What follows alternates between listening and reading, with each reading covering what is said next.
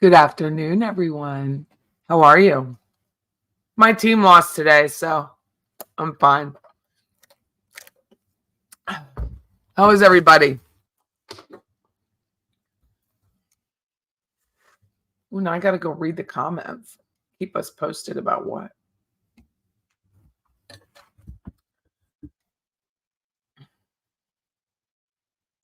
Well, thank you, Francis. Appreciate it. Everyone's so nice to me on here.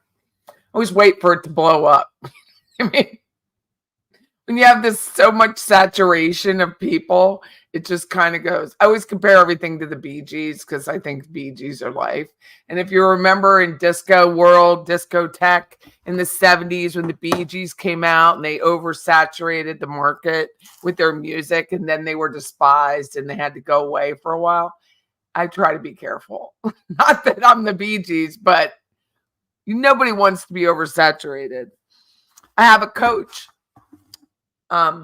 lady to help me in social media with my Facebook groups and that kind of thing. Because I don't know everything. I don't even pretend to.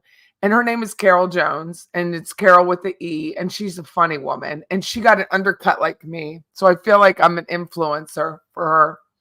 I feel like when she got an undercut, I was like, she had her neck shaved like I have my neck shaved.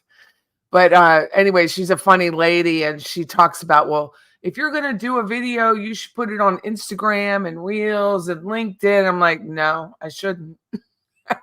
Really shouldn't. I'm not trying to sell anything, so I'm not. I'm sure if someone called me tomorrow and said, hey, Patty, we have a set of eyeglasses we want you to sell.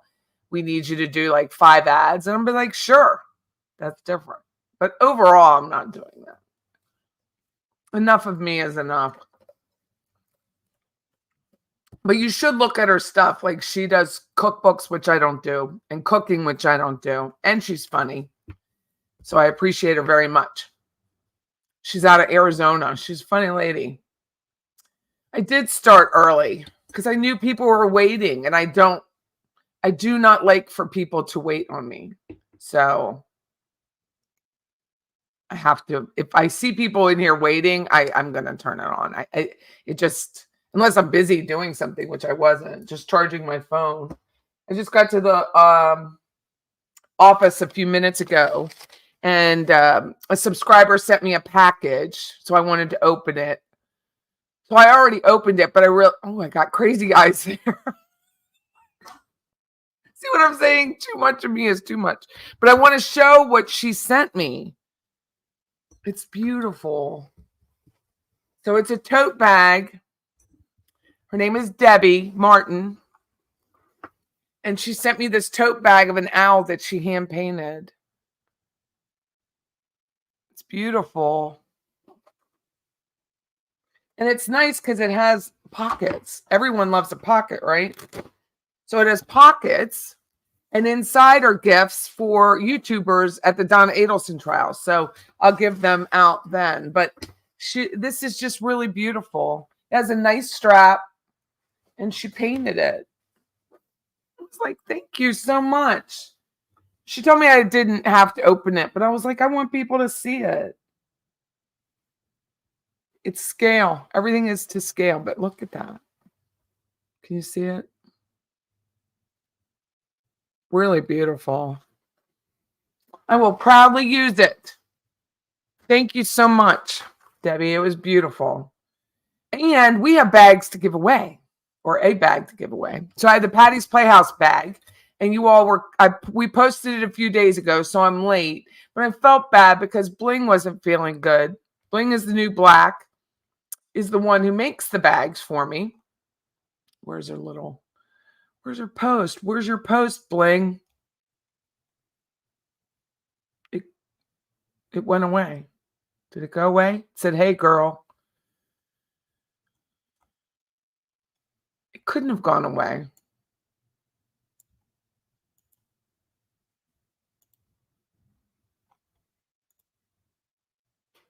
Where's Bling?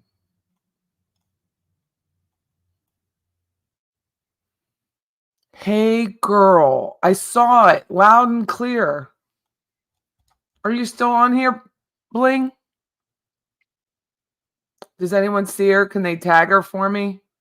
Bling is the new black. I'm going up. I'm going up.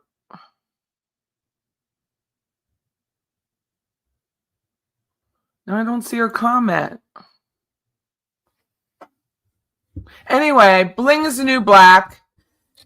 Is very talented. She does. Here she is. There you go. Thank you so much.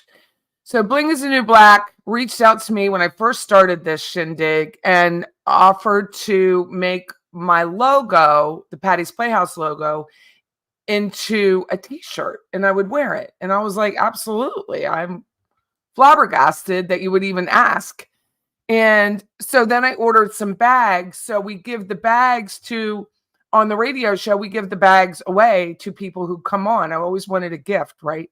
So thank you for spending your time with us on the radio. Here's a bag. Hope your wife likes it. A lot of times it's a guy, but I really do appreciate the effort. I mean, it was super nice. And anybody who does, I'm just thrilled that anyone would even think of me like that. So I got to turn the air down in here. It's off or not working. So anyway, here's the bag. This is the bag. And it's just a tote. And what's nice about it is it's the end. It's squared off at the bottom. So I really like it. It's a nice canvas. It feels like canvas, like her canvas. It feels canvassy. And then it has a cotton strap. And it has Bling's logo on it. And it has instructions and her phone number if it needs a repair. But it's my logo. Let me flip that bad boy up. So it's the Patty's Playhouse. And on the radio, our tagline, which took me forever to think of, by the way, is House Talk with a Happy Ending. Their radio show is kind of risque, but it is about real estate. So if I have to explain it, it's probably not very good when you think about it. But anyway, it's House Talk with a Happy Ending. And you see that the Patty's Playhouse then goes into a house and it has the mic end at the end. So she offered to do a giveaway, which was lush because she's not feeling very well.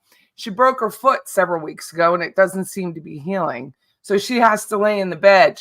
Remember that I just think of the old fashioned traction that her leg needs to be up so it can heal properly.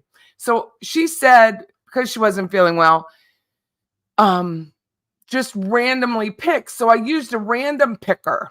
It's a giga calculator and it randomizes and randomly picks. So I randomly picked a name and I wrote it down. And I just want the person to know I just really appreciate them. And where did I write it? What the hell? Oh, here it is. So I really appreciate them very much, but I need their mailing address. So it's Casa T. So Casa T, it's Casa-T won the bag randomly. And there were a bunch of people, like 24 people. And I really appreciate it. It was very cool. I did put that on Instagram, Facebook, and here. So I did stretch a little bit, Carol. But I guess I just really appreciate it. And here's Debbie. Debbie made the bag for me. Do you want me to share the necklace? Did you want me to share the necklace or did you want me to wait until the trial? Well, you did a great thing. The topic today is jury selection. So I thought I would do Catherine Magbanua's jury selection. It's only 2 sections where Charlie's was 8. But I thought it was different because they didn't use a jury consultant. You know, it was just old-fashioned jury selection. So I thought we'd read those and discuss. I know. That owl bag will either scare Wendy or she'll think you support her using the owl as code. I know. I have to be careful, right? Never know. Patty, show the necklace. The one is in the bag for you. Okay, so let me do that. So this goes to Casa T. Hopefully I said it right. Casa, C-A. ZZAT. And where did I put it? Oh, in the back. So it had a back pocket. When I got it, I didn't realize the necklaces were in there. So let me get the necklace out. Remember when I got sperm confetti? I did keep some of that because it was so funny. But as a gift, so I'm very cautious when I open things now. But this is my gift from Debbie. My nails stop me from opening things.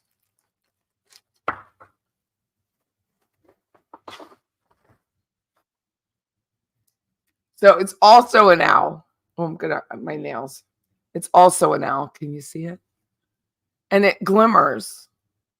And it just has a nice little cord to it. There you go. So we'll just wear it on our neck. See if Judge Everett doesn't kick us out for it. We'll see how that goes. It may not fit. I have like a size 25 neck. I mean, I have a big neck. No, it fits.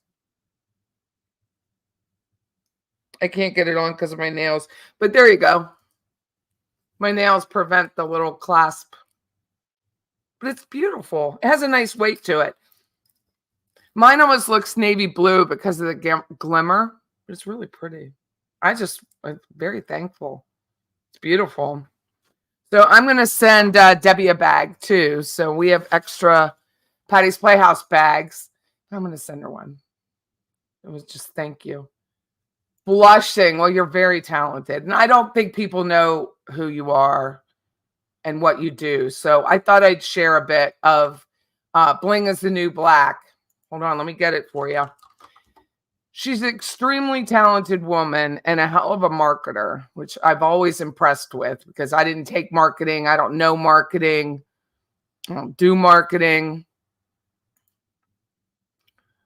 I try to do marketing, but I clearly fail at it because it's not something I think about. I just think about how do I sell a house.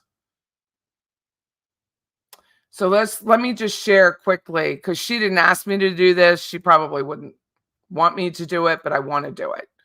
So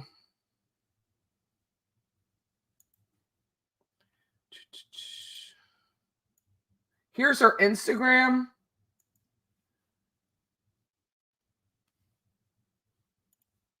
I'm going to make myself tiny here. No, tiny. Like tiny Patty. Where's all my layouts? Where did they go? The hell? Okay. So here she is. I mean, she has no idea.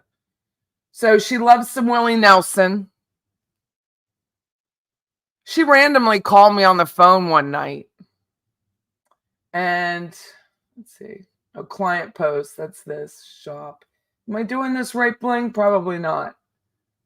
But anyway, here's her kiss. And the beauty of it is Gene Simmons wears her stuff. I mean, can you imagine? Aerosmith. She's on Aerosmith's, which they've now retired, but just this year. But Aerosmith has a tab on their website with Bling is the New Black's products. So you can buy them. It's absolutely amazing. Billy Joel, not Tom Jones. Who is it? Billy Joel. Who else do you do? Oh, Neil Diamond. She's going out to the Emmys this year, doing an Emmy bag. This is her Christmas look. Way up, Grinches. She made I Love Todd Rundgren. She made me a Todd Rundgren shirt. I mean, it's just so well done. And that's what Scott, my business partner, was like. This isn't like the cheap little rhinestones. These are real crystals. And it's just amazing. She has over and over and over again. So here's our Willie Nelson. She loves Willie. We all love Willie. I mean, she's very talented. So if you have the opportunity or you need a unique gift, she does it. So, I mean, she really does a beautiful job. And she loves animals, so she does a lot of stuff for animals on here. Just really well done. And when you feel it, it's not pointy. It's nice. So Bling is the new black. I just really appreciate her. She's been a friend through this whole thing with me and helping me do YouTube and understand what I should be doing and not doing. So that's my TSC website. Now TSC, Tallahassee Community College, is now Tallahassee State College. So anyway, I just really appreciate her and want to help promote her as much as I can.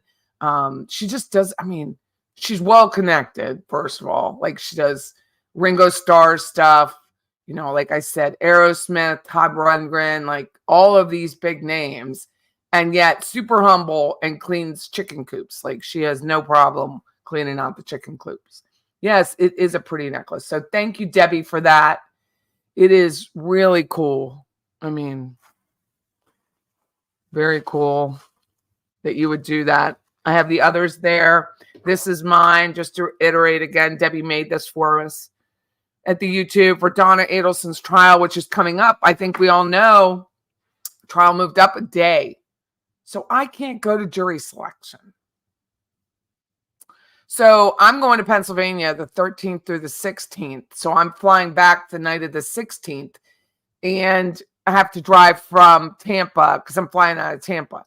Flying from Tampa, I have to drive from Tampa to Tallahassee on the 17th. So I was going to miss that anyway. So I might miss all of jury selection if it's only 2 days long. We'll see. So we'll see what it's Oh, okay.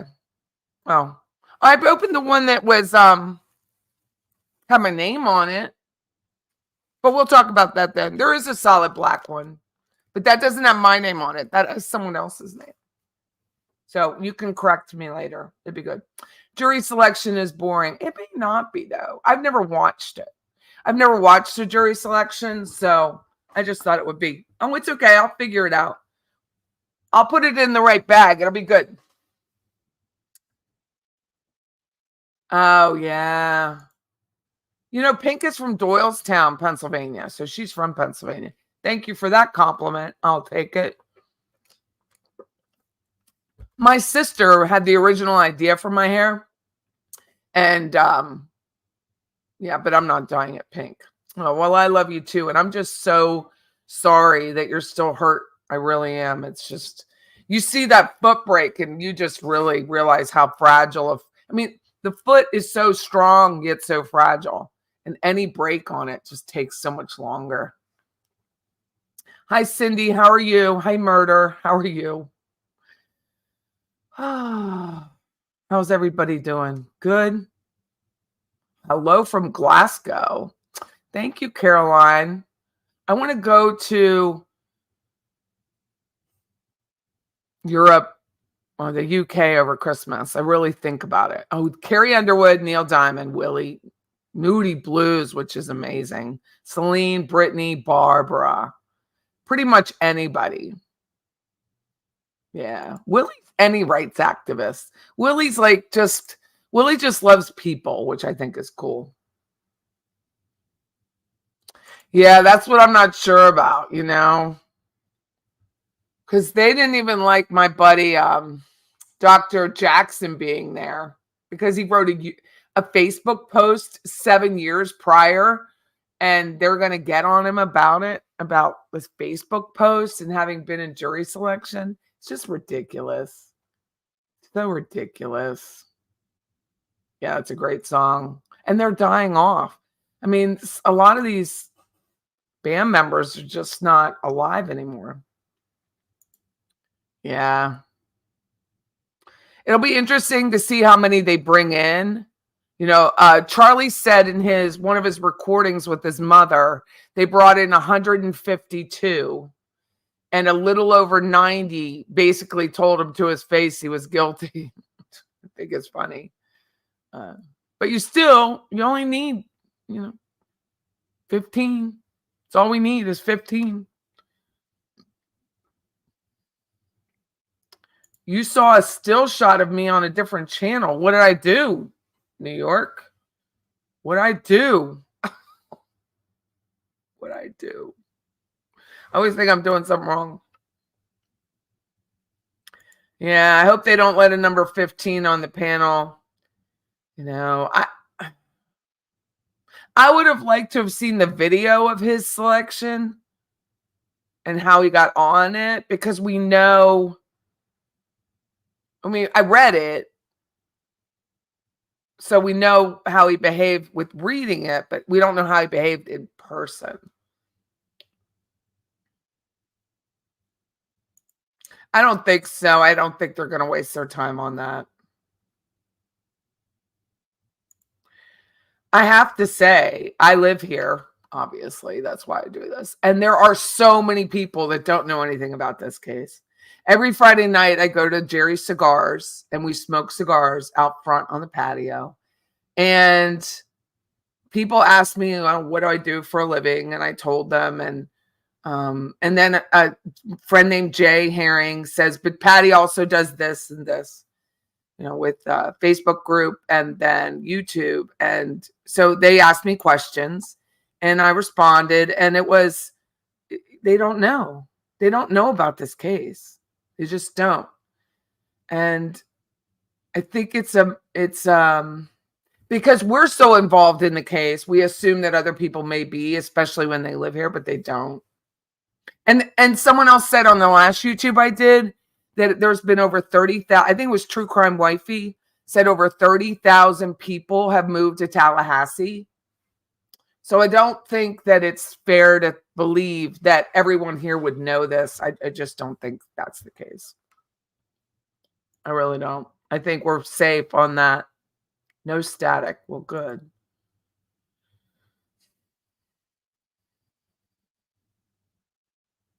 You look like a reporter supporting young missing 12-year-old. Oh, yeah. There is, do you mean Lori Page? New York, is that what you mean? Lori Page, who's still missing, by the way.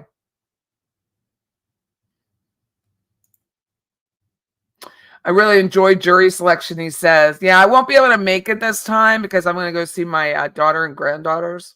We're going to go to the Hershey Spa for a day, but that's, not coming back for that. It is YouTube famous and not national news. Yeah, I think we're pretty good. WTXL locally does a spot every once in a while. Like I'll shoot Kendall Brandt, who works with WTXL, who did the last video on the anniversary of Dan Markel's murder. And I'll shoot her a tip or two, that I know of, and ask her to, here, if you want to use this, not always just about the murder, just in general. And she asks people, and not everyone knows this thing. Yeah, and a lot of them are students. A lot of them are students.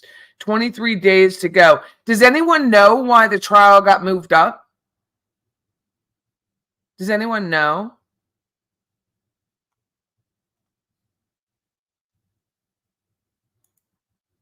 My first concert was Barry Manilow, who I love. I was 10 years old and I saw him in a Reading theater, and it was an old movie theater. It was like a theater.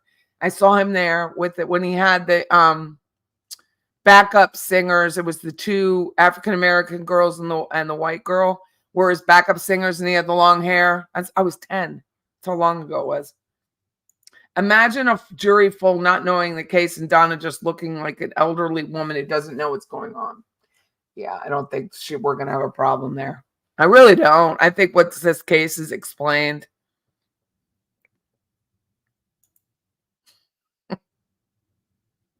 So I contacted a man who's a real estate agent who I was going through Catherine Magbanua, like the official records, to see if there was anything I could find.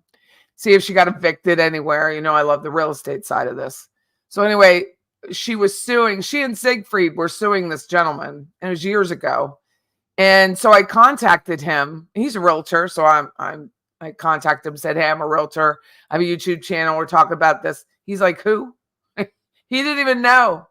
He's like, I have to think about who it was because it was years ago. And Siegfried and Catherine both sued this guy. And he owns apartment complexes. So we both thought it was a tenant that he had because he didn't remember. It wasn't a thing that he just thought of. didn't come top of mind. And he looked it up and it was actually a car accident, which I thought was funny. So Siegfried and Magbanua sues this guy. It was dismissed with prejudice, so they didn't win the case at all. There was no settlement. There was nothing. The case was just dismissed. And I said, do you know that you were in a car accident with 2 murderers? And he didn't know. He had no idea. He didn't know anything about the case. Nothing. Miami. He had no idea. So he's like, now I need to know. Now tell me everything. So I sent him some information and that's how it went. And that was this afternoon. It was this afternoon. Before he made it big. Oh, do you? That's what I think. Lady Lex, I do believe that that's the case. Thank you, Doris. Your first concert was the Everly Brothers. Wow. That's very cool. I make fun of my sister, Mandy, all the time because her first concert was Anne Murray, the Canadian from Nova Scotia. And she would sing Songbird, right? That's Anne Murray. I like Anne Murray. But anytime, like Mandy is a lot more hip. You know, her favorite girl in the whole world is Pink. And she said when anytime something comes up with Anne Murray, I always send her the video. Just want to remind you of your very first concert. My second concert was Rick Springfield. Was my second one. Your first concert was Paul Simon. Wow. Did you guys hear that famous Amos who just passed away last week? I think it's a week ago. Was born in downtown Tallahassee. He was born there and he signed Simon and Garfunkel. Simon and Garfunkel. He signed them. He was a talent agent in LA before he did the Cookies. And Helen Reddy and someone else gave him like $13,000 to open his bakery. Which I thought was just absolutely fascinating. Hey, True Crime, how are you?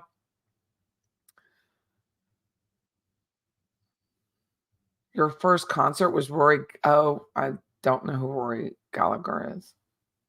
Was Diana? Was she a Humperdinklette? That's what they call themselves. My next door neighbor, her name was Katie.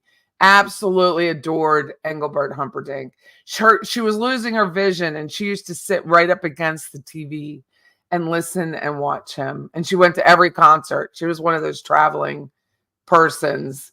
Anne Murray is cool, but not as cool as Pink. And ask my sister. It's hilarious. She's very funny. Neil Diamond was your first. Well, Bling in the New Black. What if you go on his website and he sells some blingy merchandise that's been made by her? Well, that would be fun. Harry Belafonte's talent. That's pure talent. Wow. Sonny and Cher. This is crazy. Yeah, he signed away his company and he thought he got to keep the name, Famous Amos, but he didn't get to keep the name. And then he tried No Name and that didn't work. So.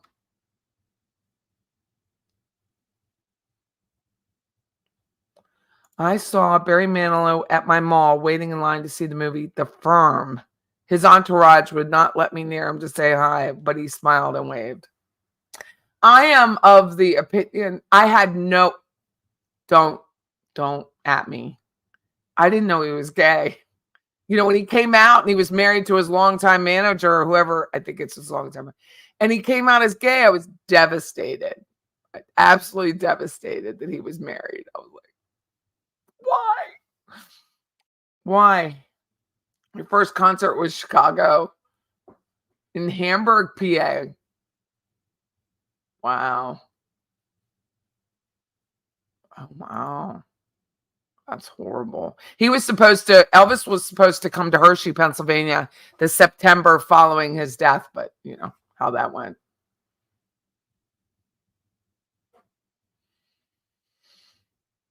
Wow. That's cool, Murder. Did you see her movie? He says, my fave all-time gig was seeing Amy Winehouse in a dive bar with 20 people before she had her tattoos. Did you see her movie? What did you think? I thought it was poorly done. I love her, and I just thought it was poorly done. Your mom loved Liberace. That's awesome. I'm going to have to look him up. He's a saint in Cork. Roy Gallagher. Yours was Tony Bennett. Yeah, he lasted forever.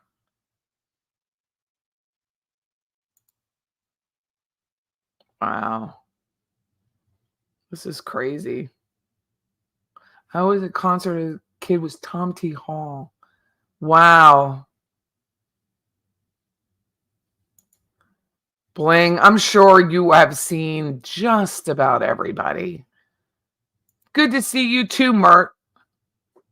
My grandmother was Mert. She was Myrtle, but she went by Mert.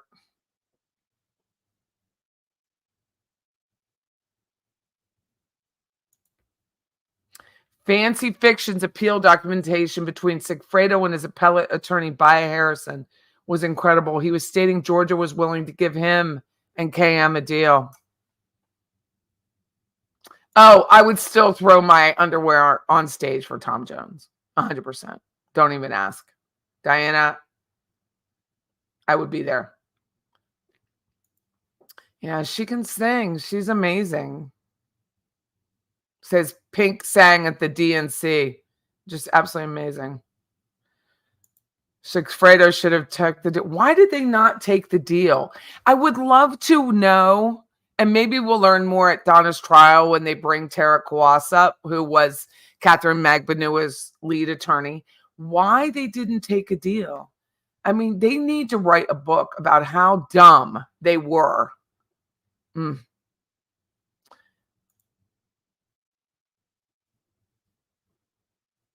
Patty, has Ruth ever talked to you about no?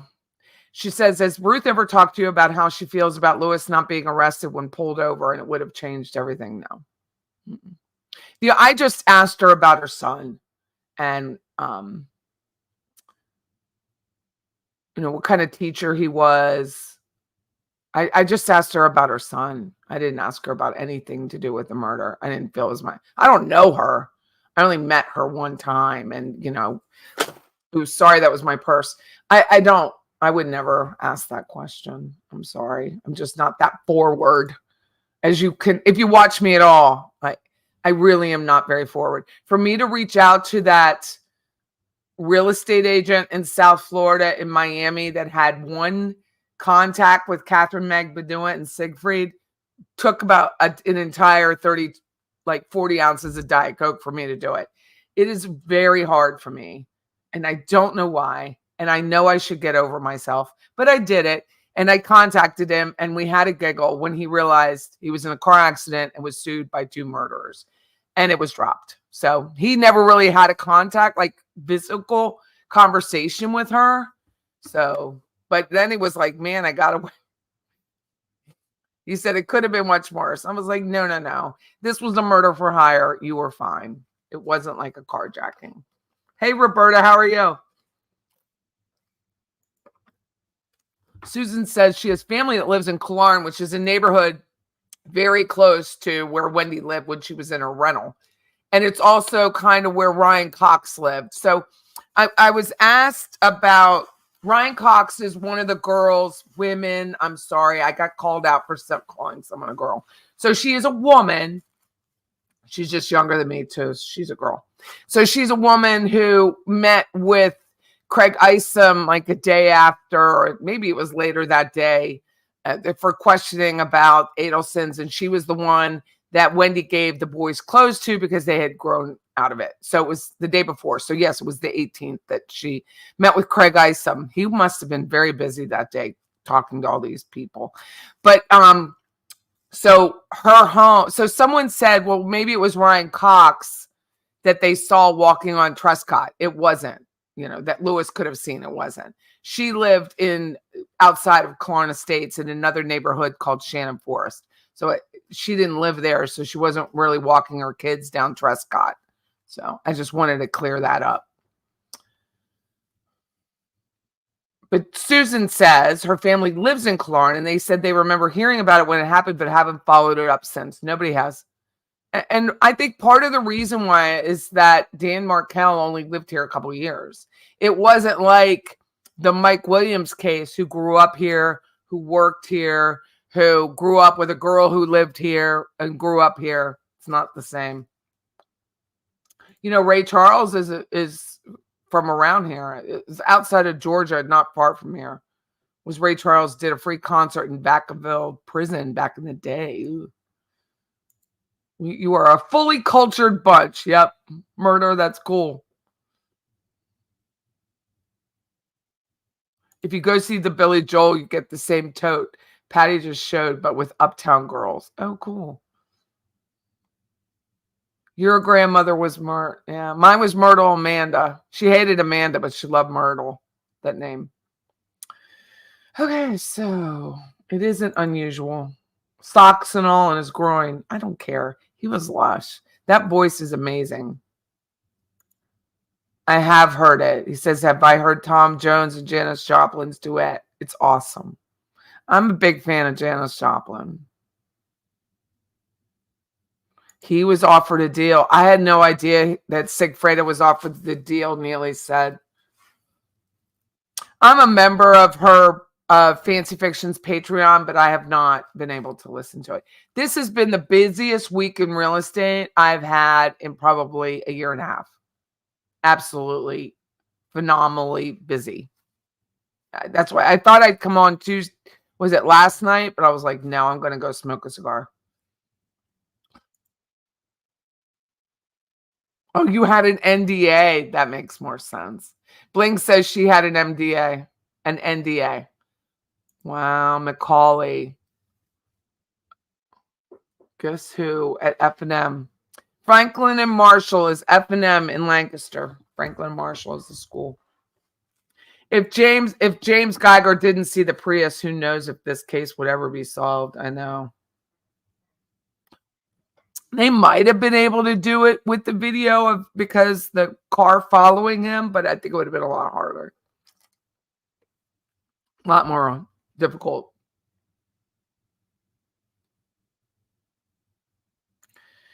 Agent 47 says Katie did not take the deal, but because Adelson's and Charlie convinced her to keep her mouth shut, they would protect her and keep her in cash. Katie probably told Sigfredo the same thing. And that's what we heard is that if you watch Mentor Lawyer, the guy who was the jailhouse snitch that passed away, the poor kid, I mean, sad. But anyway, he spoke with the detective twice, and he mentioned that Sigfredo's cash had dried up once Katie Magbanua was arrested. And he was very sad about it. Like, he was just like, what do I do? This guy implied that he wanted Katie to spill her guts, and she didn't. Yes, no, I mean, I only had like 10 minutes with her to sign a book, and then we left because I was very nervous about being there. Didn't like it. Didn't like being in that office. People were very nice. Like, I met John Steinbeck at the time, and I re-met Stephen Webster and Baptiste, and they were all very, very nice. I just needed to go. I just needed to go. Were they dumb, or did they get paid off by the Adelsons to get them convicted? Both, probably. I think it's both, Bling. They were dumb for not taking the deal, and they got paid off.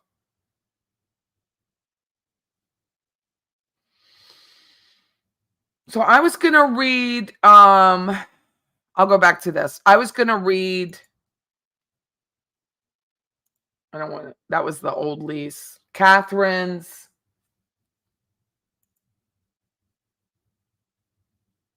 jury selection. I don't know how exciting it's going to be. I really don't. But I think it would be interesting to do it because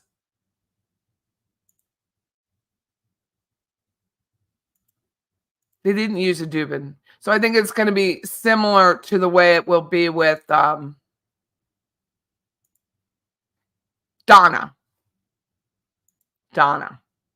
So I'm going to read this. Let me make this bigger because I had to go back to my regular glasses. So what the hell did I do?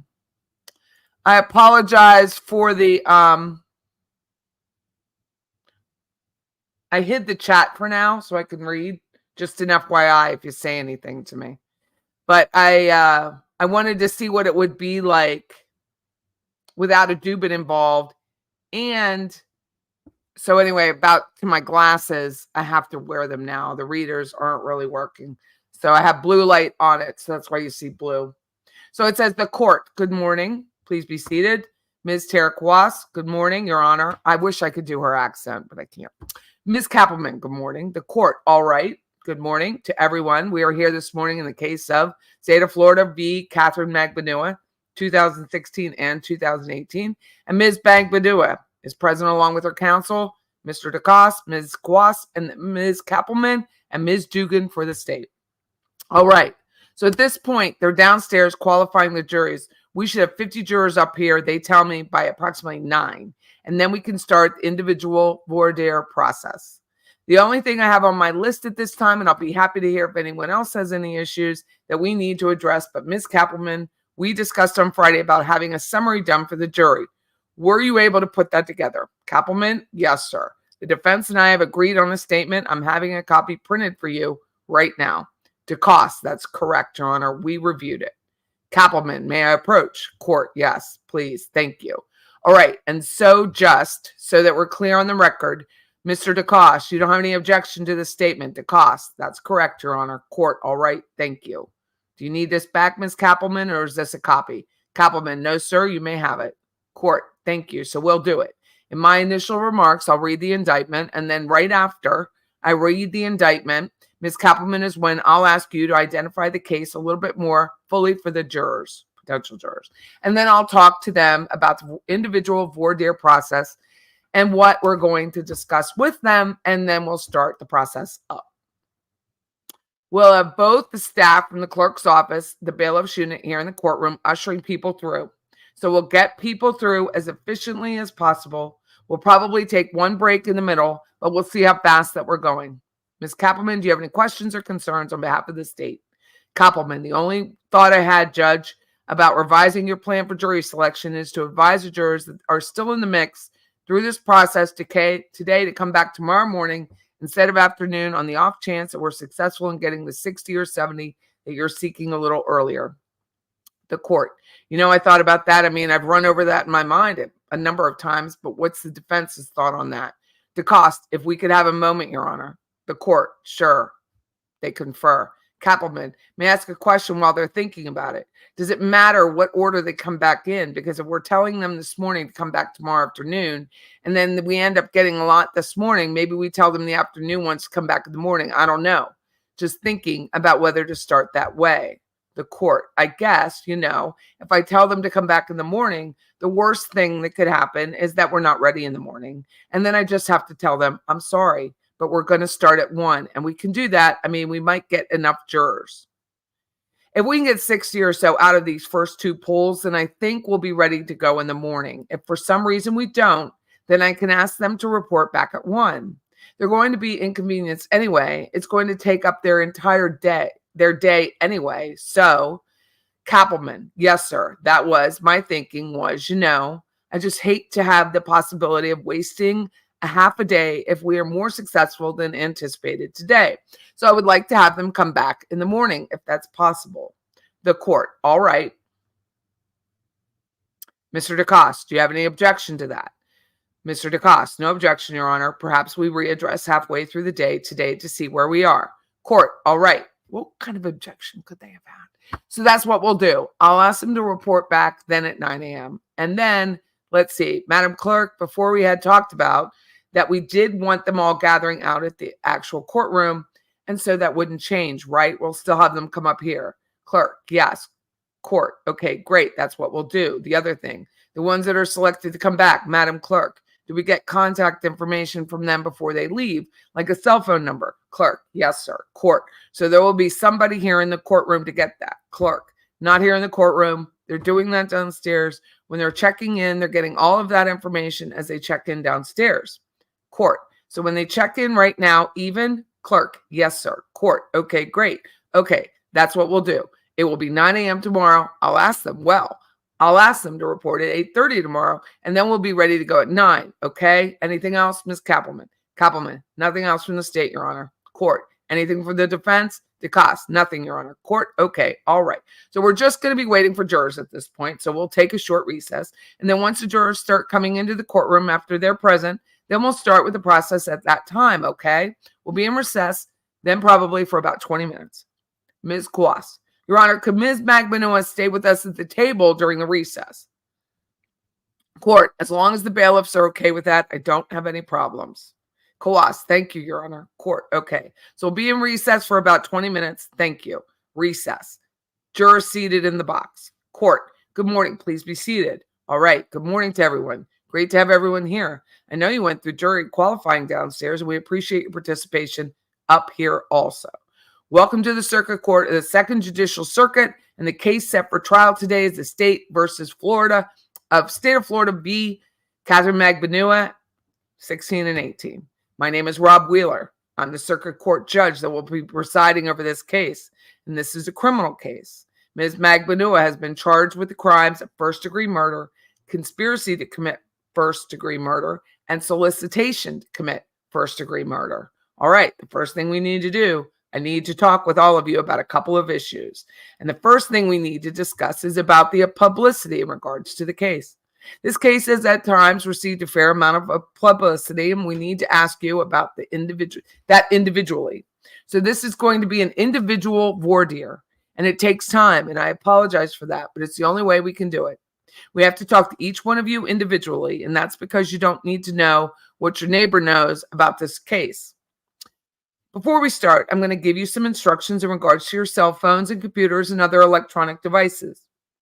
Even though you have not been selected as a juror at this point, there are some strict rules from this point forward that you must follow in regards to your cell phone or any other electronic devices that you might have here in the courtroom. From this point forward, you will not use the device to search the internet or find out anything related to this case. Between now and when you have been discharged from the jury duty, you must not provide or receive any information about your jury service to anyone. And that would include any friends or your coworkers or your family members. And you can tell them that you are here for jury service and that you've been called for jury duty. And if you're picked, you may tell them that you're serving on a jury and how long that you anticipate that will take. But you cannot give them any other information or discuss anything with the case from this point forward. You must also warn people not to say anything to you in your presence about the case or about your jury service on the case. And so this would include any face-to-face communication that you might have, or even any communications in regards to your phones or computers or any other means of electronic device. In this age of electronic communication, I want to stress again that just as much as you must not use electronic devices or computers to talk about the case, that includes tweeting, texting, blogging, emailing, posting information on a website, chat room, or any means at all. Please do not accept any messages in regards to this case or send any messages out. And you must not disclose your thoughts about your jury service or ask for any advice in regards to the case. Furthermore, please do not read any news accounts or listen to any news accounts about this case until you've been excused. Avoid the newspaper. Avoid the broadcasts, particularly the local news broadcasts from here in town. Please also avoid any social media or other internet news sites that may contain any information regarding this case. I'm not going to read to you from the material part of the indictment that was filed against. I'm now going to read to you from the material part of the indictment that was filed against the defendant. The indictment is not evidence. It's not to be considered by you as evidence on proof of any guilt. Do not be influenced by the fact that this indictment has been filed. It's merely a formal method by which the state makes an accusation against the defendant.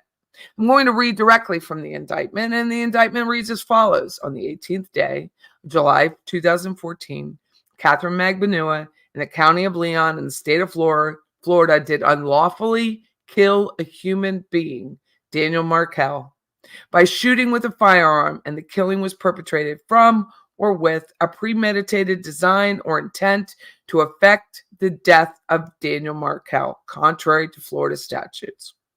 Count 2. Beginning in 13 until October 11, 16, Catherine Magbanua in the county of Leon and state of Florida did agree, conspire, combine, or confederate with each other or another person to commit first-degree murder, contrary to the Florida statutes. Count 3.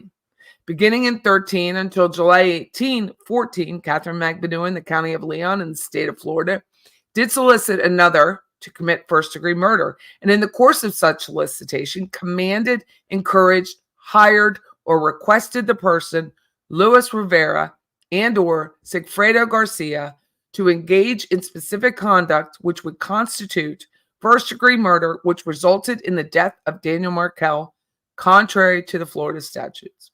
So we're dealing with 3 counts. As I mentioned previously, we're dealing with a count of murder in the first degree, a count of conspiracy to commit murder, and a count of solicitation to commit murder. Just so that you have to determine whether or not you have a familiarity with this case, just from me reading the legal jargon, we're going to give you a short summary in layman's terms of what this case is about in order to, whether or not that jogs your memory as to whether or not you have any information about this case and the prosecutor. Ms. Kappelman, you will read this short summary of the case. Ms. Kappelman, may it please the court. Good morning. My name is Georgia Kappelman.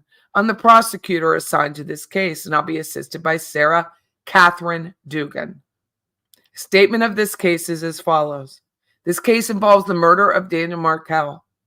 Markel was shot and killed in his driveway in the Benton Hills neighborhood on July 18, 2014. Markel was a professor at Florida State University College of Law. It is alleged that this defendant was a member of a conspiracy to murder Markel, which included the family of his former wife and the people who traveled to Tallahassee to kill him. The court. All right. Thank you, Ms. Kappelman. Okay, we're going to talk to each of you individually. Some of you may be excused, and some of you will be asked to report back tomorrow. Individual voir dire is time consuming, and it is the only way that we could do this so that we're not providing information to the whole group about what one potential juror knows. It will go a lot smoother if you're prepared to tell us what we need to know. There are basic questions that we will ask you. The way that we operate is the attorneys and the parties are going to excuse themselves. We go back to the jury room. Each individual juror will come back individually, and we're going to ask you about the following questions. What have you heard about this case, and what is the source of your information, if you've heard about it at all? Based on what you've heard, have you formed any opinion about this case or any opinion about the guilt or innocence of the defendant? If you have, do you feel that you can eliminate or disregard anything that you have read pertaining to this case and render an impartial verdict based on the evidence that's presented in the courtroom?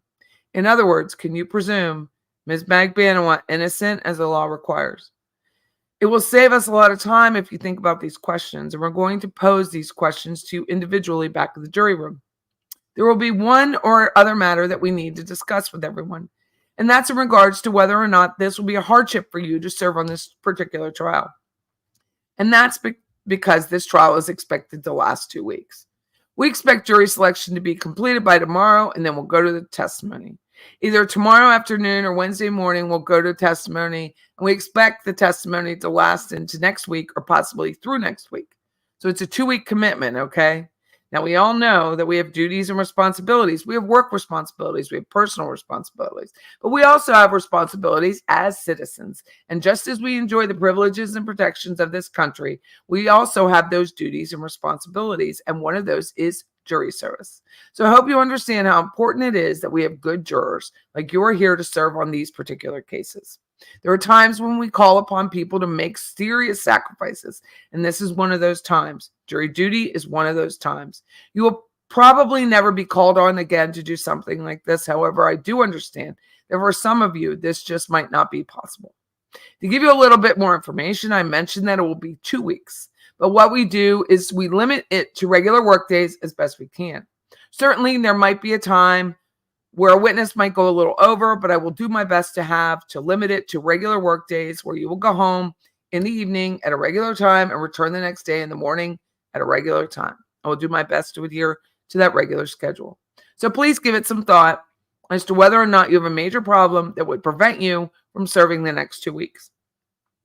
That would also possibly include any type of physical problem where you feel you could not serve as a juror for that period of time.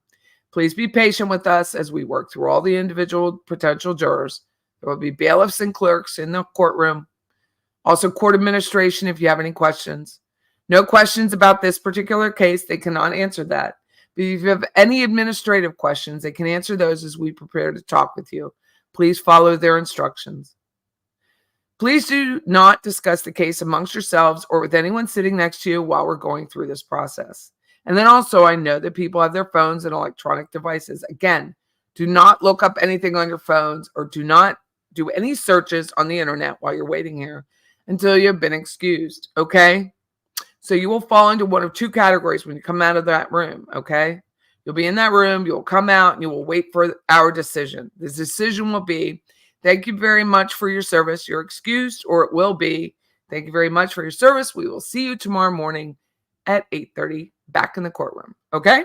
It's going to be one or the other. All right.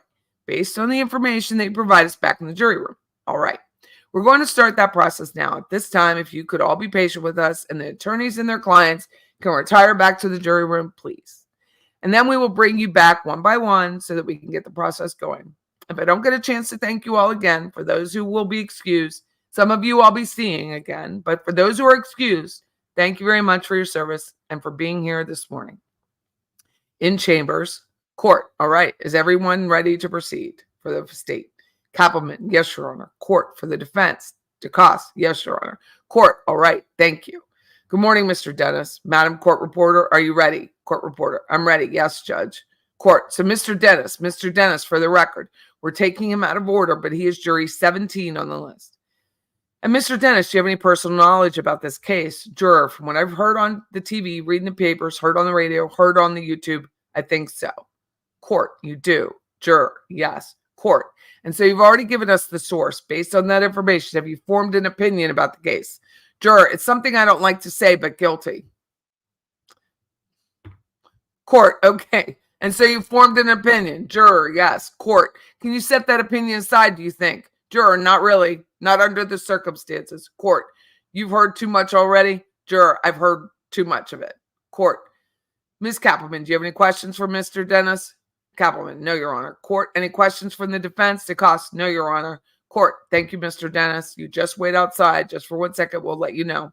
Coase, thank you, Mr. Dennis. Juror, you're welcome. Juror exits. That was fast. DeCoste, Your Honor, as question to numbering, we had renumbered Mr. Dennett to 21 and then pushed 18 through, 21 down. Okay. DeCoste, are we sticking with that or is he going to remain 21?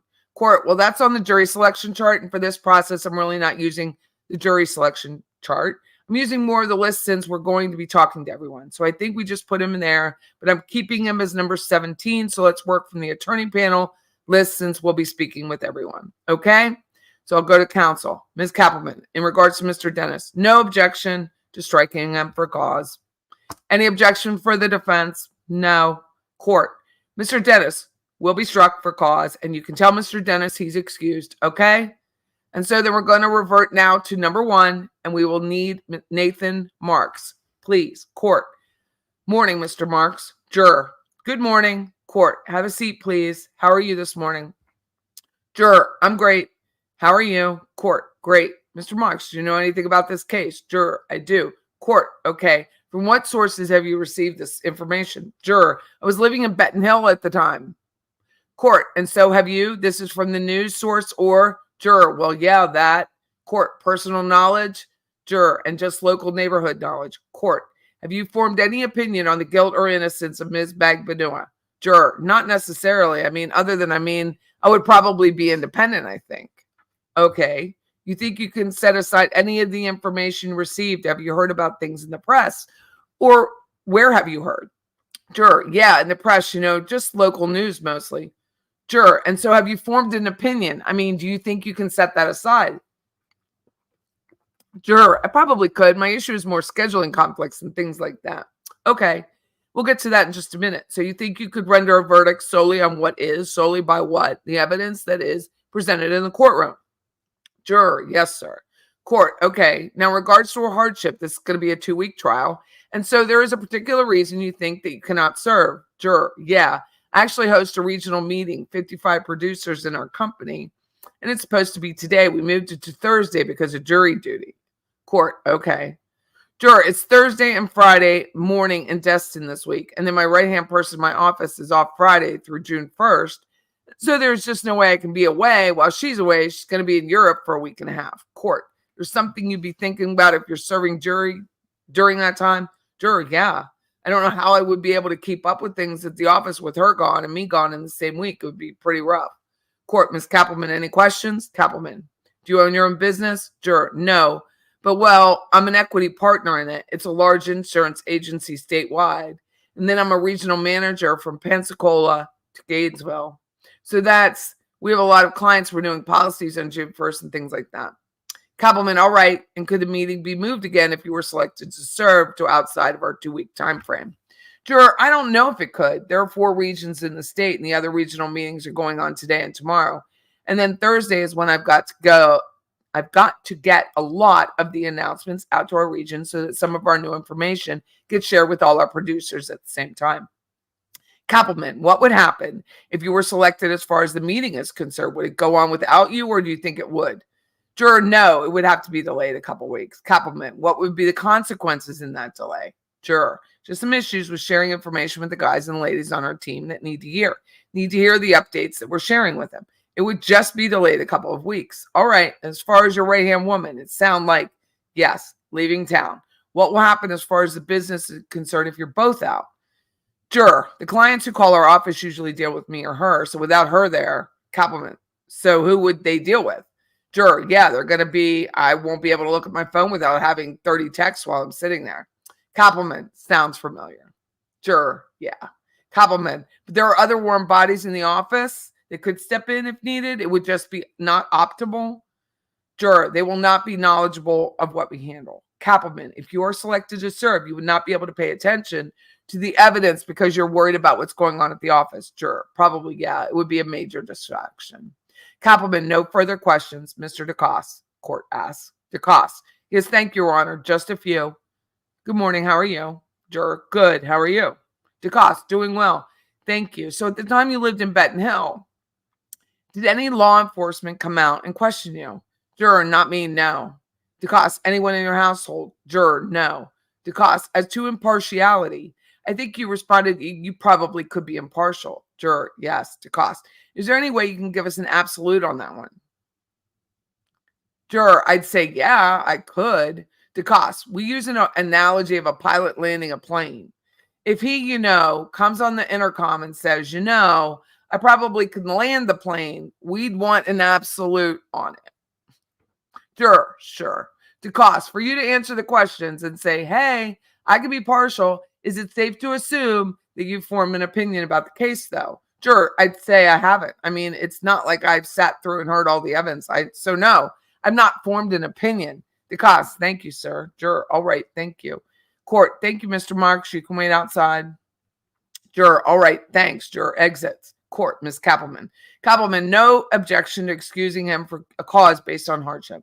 Court, Mr. DeCoste. DeCoste, agreed. Court, okay. DeCoste, for the record, I'd be concerned, of somebody getting text messages where his attention is elsewhere. Court will excuse Mr. Marks for hardship, and so Mr. Marks can be excused. And next we'll have Nancy Romans, please. Court, good morning. Juror, good morning. Court, Ms. Ronans. Juror, yes. Court, please have a seat. How are you? Juror, I'm good. How are you? Court, good. Ms. Ronans, do you have any information about this case? Juror, yes. Court, and tell us what you've heard, or from what sources have you heard? Juror, when it first happened, I read in the Tallahassee Democrat, that's our local paper, that the articles that came out, over the months, and I've also seen a show on ID about it. Court, and what do you know about it? You've seen in the press. Juror, correct. Court, so you've formed any opinion based on that, on the guilt or innocence of Ms. Magbanua? Juror, I don't know her role in it. I have an opinion about the case, but I don't know how she relates to the whole case. Court, so do you think that you can listen to the evidence and make a decision, to be a fair and impartial juror and listen to the evidence, make a decision based on what's presented to you here in the courtroom? Juror, yes. Court, it's going to be a 2-week trial. Is there anything that would prevent you from serving on the 2 weeks? Juror, no. Court, Ms. Kappelman. Kappelman, no questions. Court, from the defense, Mr. DeCoste. DeCoste, one moment, Your Honor.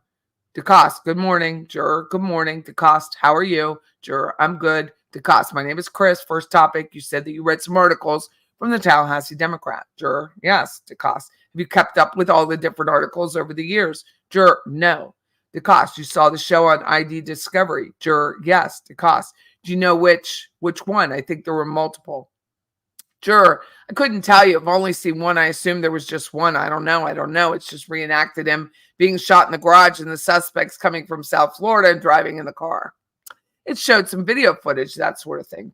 DeCoste, do you think that maybe it was called People Investigates? Juror, I don't know.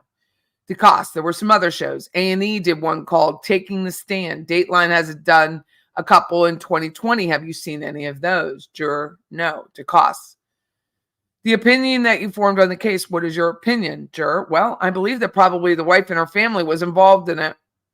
I believe that she wanted a divorce and that she wanted the kids to live in another town and she was not going to allow it.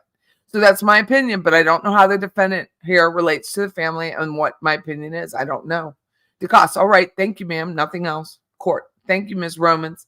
If you could just wait outside, right outside, we'll let you know. Juror, thank you. Juror exits. Ms. Kappelman. Kappelman, no motion, Your Honor. Court. And from the defense, Mr. DeCoste, attorneys confer. DeCoste, nothing, Your Honor. Court, Ms. Romans.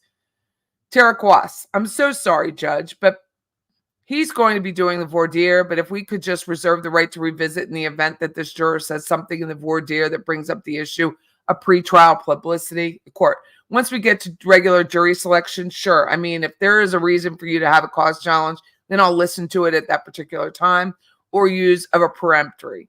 Coase, thank you, Judge. Court, Ms. Ronums needs to be back here at courtroom at 8:30 tomorrow morning. We'll have Kimberly Shields, please.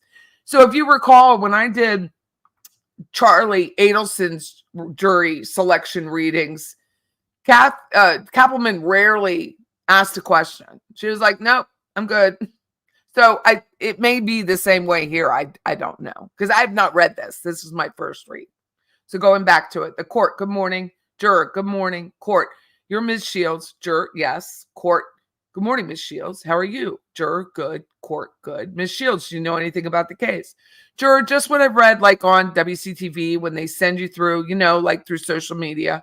The court, so WCTV and social media.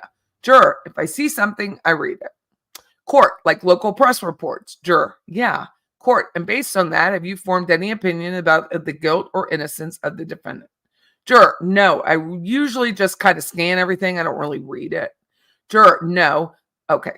Court, I'm sorry. Court, all right. And so if you've seen anything, you think that you can disregard that and be a fair and impartial juror based on the evidence that's presented in the courtroom. Juror, yeah.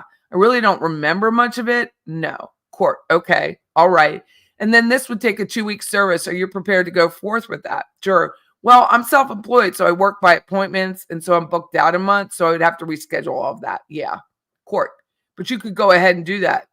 Get it done if needed. Juror, yeah, that wouldn't be happy, but yes. Court, I understand. All right.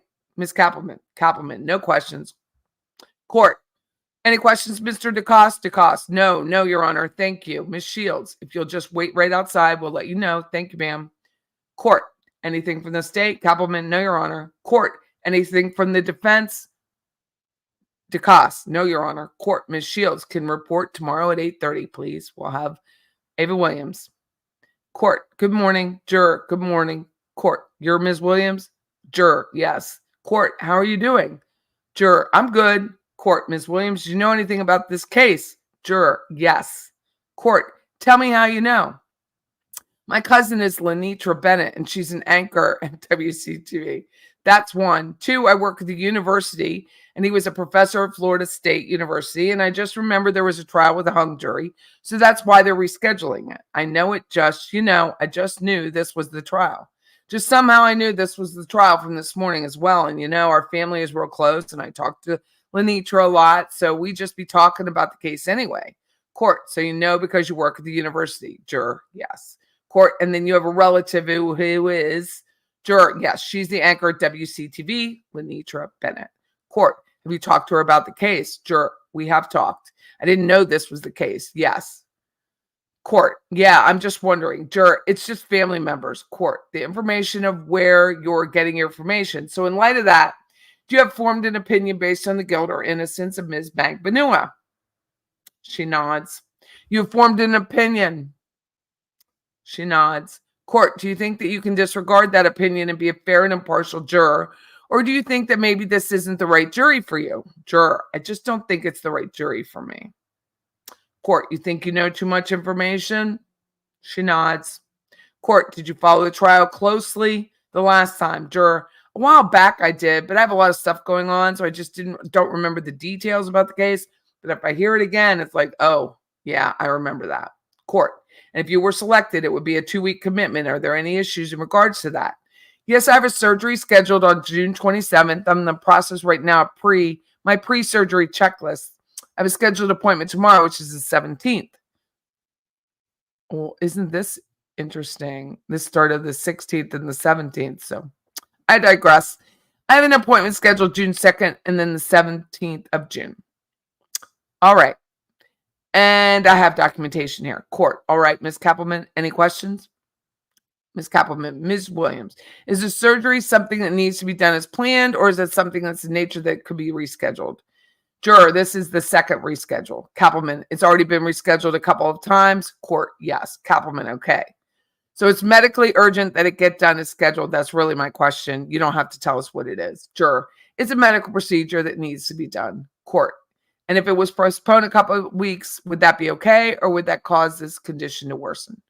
Juror, I think I would have to start all over because I have an upper GI. I already had it done. I have my blood work done already. So anything I do, if it's rescheduled, I have to start all back over. And that's money paid out of my pocket to have to get it done. Kappelman, yes, ma'am. Thank you. No further questions. The court.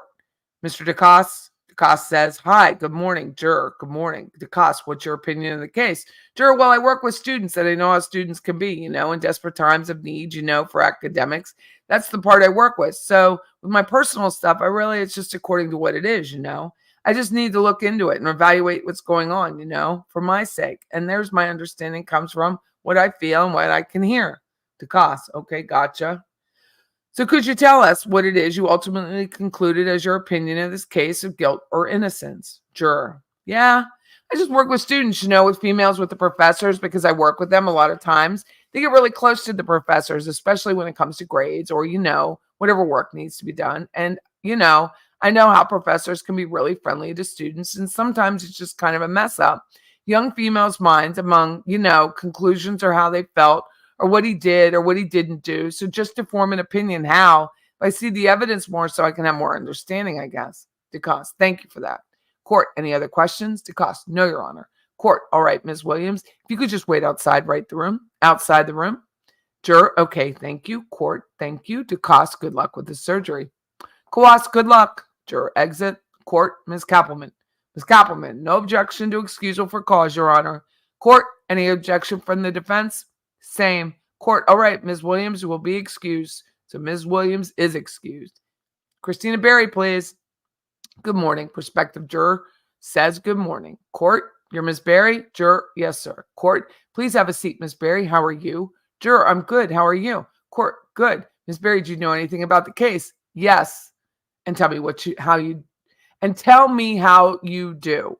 Juror, I paid attention to the news and social media. Court, so local news reports. Juror, local news. Court, and social media, that type of thing. Juror, yes. Court, and based on what you've heard, have you formed an opinion on the guilt or innocence of Ms. Magbanua? Juror, probably. Court, okay. Juror, yes. Court, and what's your opinion? Juror, I think she's guilty. Court, and is there any way that you think that you can set that opinion aside and listen to the evidence that's presented in the courtroom and be a fair and impartial juror in this case? Juror, I don't know that answer. Honestly, I'm not sure. I think it would have to be the opposite. You'd have to prove that she was innocent. The court, so you think she'd be starting out one step behind? Juror, Court, any problem with you serving for 2 weeks? Juror, I have a standing doctor's appointment on Tuesday at 12:30. Court, that you go to every Tuesday? Juror, yes, I have to get 2 shots. Court, and if you were afforded the opportunity for that, any other reason that you couldn't serve the 2 weeks? Juror, no, sir. Court, great. Kappelman. Ms. Kappelman, no questions, Your Honor. Court, Mr. DeCoste. Mr. DeCoste, no questions, Your Honor. Thank you. Court, all right. Thank you, Ms. Berry. We'll let you know if you could just wait outside the room. Thanks. Juror exits. Court, Ms. Kappelman. Kappelman, no objection or excusing her for cause. Court, Mr. DeCoste. DeCoste, same, Your Honor. Court, Ms. Berry will be excused. Any Wendy Newman. I'm so grateful I don't know any of these names so far.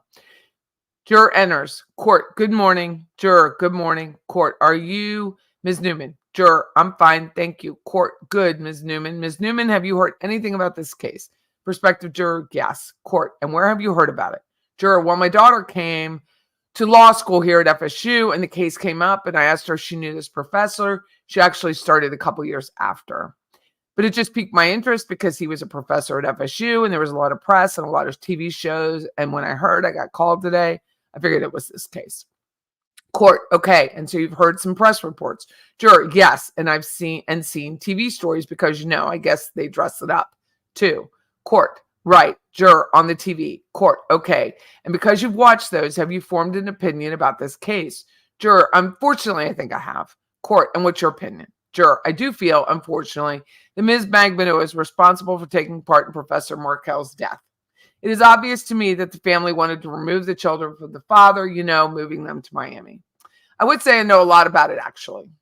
Court, you do know a lot about it? Juror, I feel like I know lots from all the stuff that I've read or seen.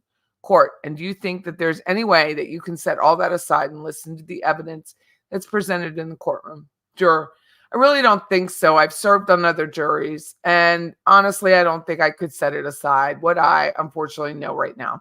Court, okay, it's a 2-week commitment. Do you think you have any problem doing that? Juror, I might have a problem because I do have a commitment in early June. All right. And we wouldn't have any interference with early June. Pardon? We wouldn't have any problem. Juror, in early June, no. Okay, 2 weeks is fine. 2 weeks will work for me. Ms. Kappelman, no questions, Your Honor. Court, Mr. DeCoste, no, Your Honor. Thank you. Prospective juror, I just have to be very honest, sir. I'm sorry. Court, that's what we're asking for. Coas, we absolutely appreciate it. Thank you. Court, we appreciate your honesty. If you could just wait right outside the room, Ms. Newman. Thank you. Juror, okay. Sorry. Juror exits. Court, Ms. Kappelman. Kappelman, no objection. Objection to excusing Ms. Newman for cause.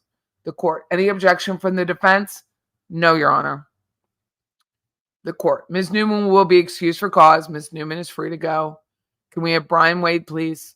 Court, good morning, Mr. Wade. Juror, good morning. Court, how are you? Juror, good. And you? Court, good. Mr. Wade, have you heard anything about the case? Juror, no specific details. I do remember when it happened, hearing it on the regular news. I did hear about it on the radio again this morning. This is my radio station. On local 93.3. It's my station. But no specific details. I'm just aware of what occurred, You're not an avid follower of any press reports or anything like that on it. Juror, well, I do have a fascination reading reports, but I read a lot. So, details get muddied across all the different cases. But yeah, court. And so with the things that you've read, have you formed any opinion about the case? Juror, no legal opinion. I have an opinion about murder, but not about this particular case. Court, all right.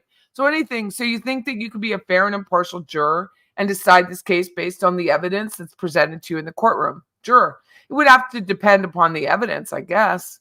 Court, all right. It's a 2-week commitment. Anything to prevent you from serving for those 2 weeks? Juror, yes. So I travel a lot for my work. I have 2 trips on the books. I'm going out of the country on Saturday. And in between those 2 trips, my wife has a trip where I'm the sole caretaker of the kids. And those are weekdays, not weekends, where, because I know you said weekdays, we're going to try to get this done. The court. And so those are work trips, prospective juror, correct, booked and everything. So undoing it would be a bit of a hardship for the company and myself and the clients. Court. And so if I told you we're going to serve, could you get that done if you absolutely had to have those trips changed? Juror, I could. Court, I understand it would be inconvenient for you, but juror, I could not guarantee. I work for a small company, and so the amount of people that do what I do is extremely small. And so I could not guarantee that I could do that. Plus, what we do is often at the whims and the schedule of clients. So then we would also have to go to the third party to get them to either reconsider scheduling or not, and that would be business loss for my company. Court, Ms. Kappelman, if that happened, is that something that you would sort of be angry about, be distracted by, or would you be able to set that aside? Okay, that happened. And focus on the trial and pay attention to the evidence as it's presented. Juror, if I was here because my company lost business, I would not be very thrilled about that. Kappelman, And would you hold that against us, possibly? Juror, you personally? No. The system? Yes. Compliment, is it something that could affect your ability to pay attention to the case and give it, Juror, well, I would be distracted because I would want to know what my company was trying to do, solve this situation or hope that it wasn't future business loss with the client. Compliment, yeah. And what about the child care situation? Is there any other family member you could call upon for that? Or would the wife have to change her plans too? Juror, the wife would probably have to change her plans. We're the only ones in the area. Compliment, what would be the outcome of that? Juror, marital distress. Compliment, is that a work trip for her? Juror, yeah, it is. Yes, yeah. Compliment, all right, no further questions. Mr. DeCoste. DeCoste, briefly, Your Honor, thank you. Good morning, how are you? Juror, good. DeCoste, do you have any close friends or family that have followed the case and shared with you their opinions about the case? Juror, not that I'm aware of, no.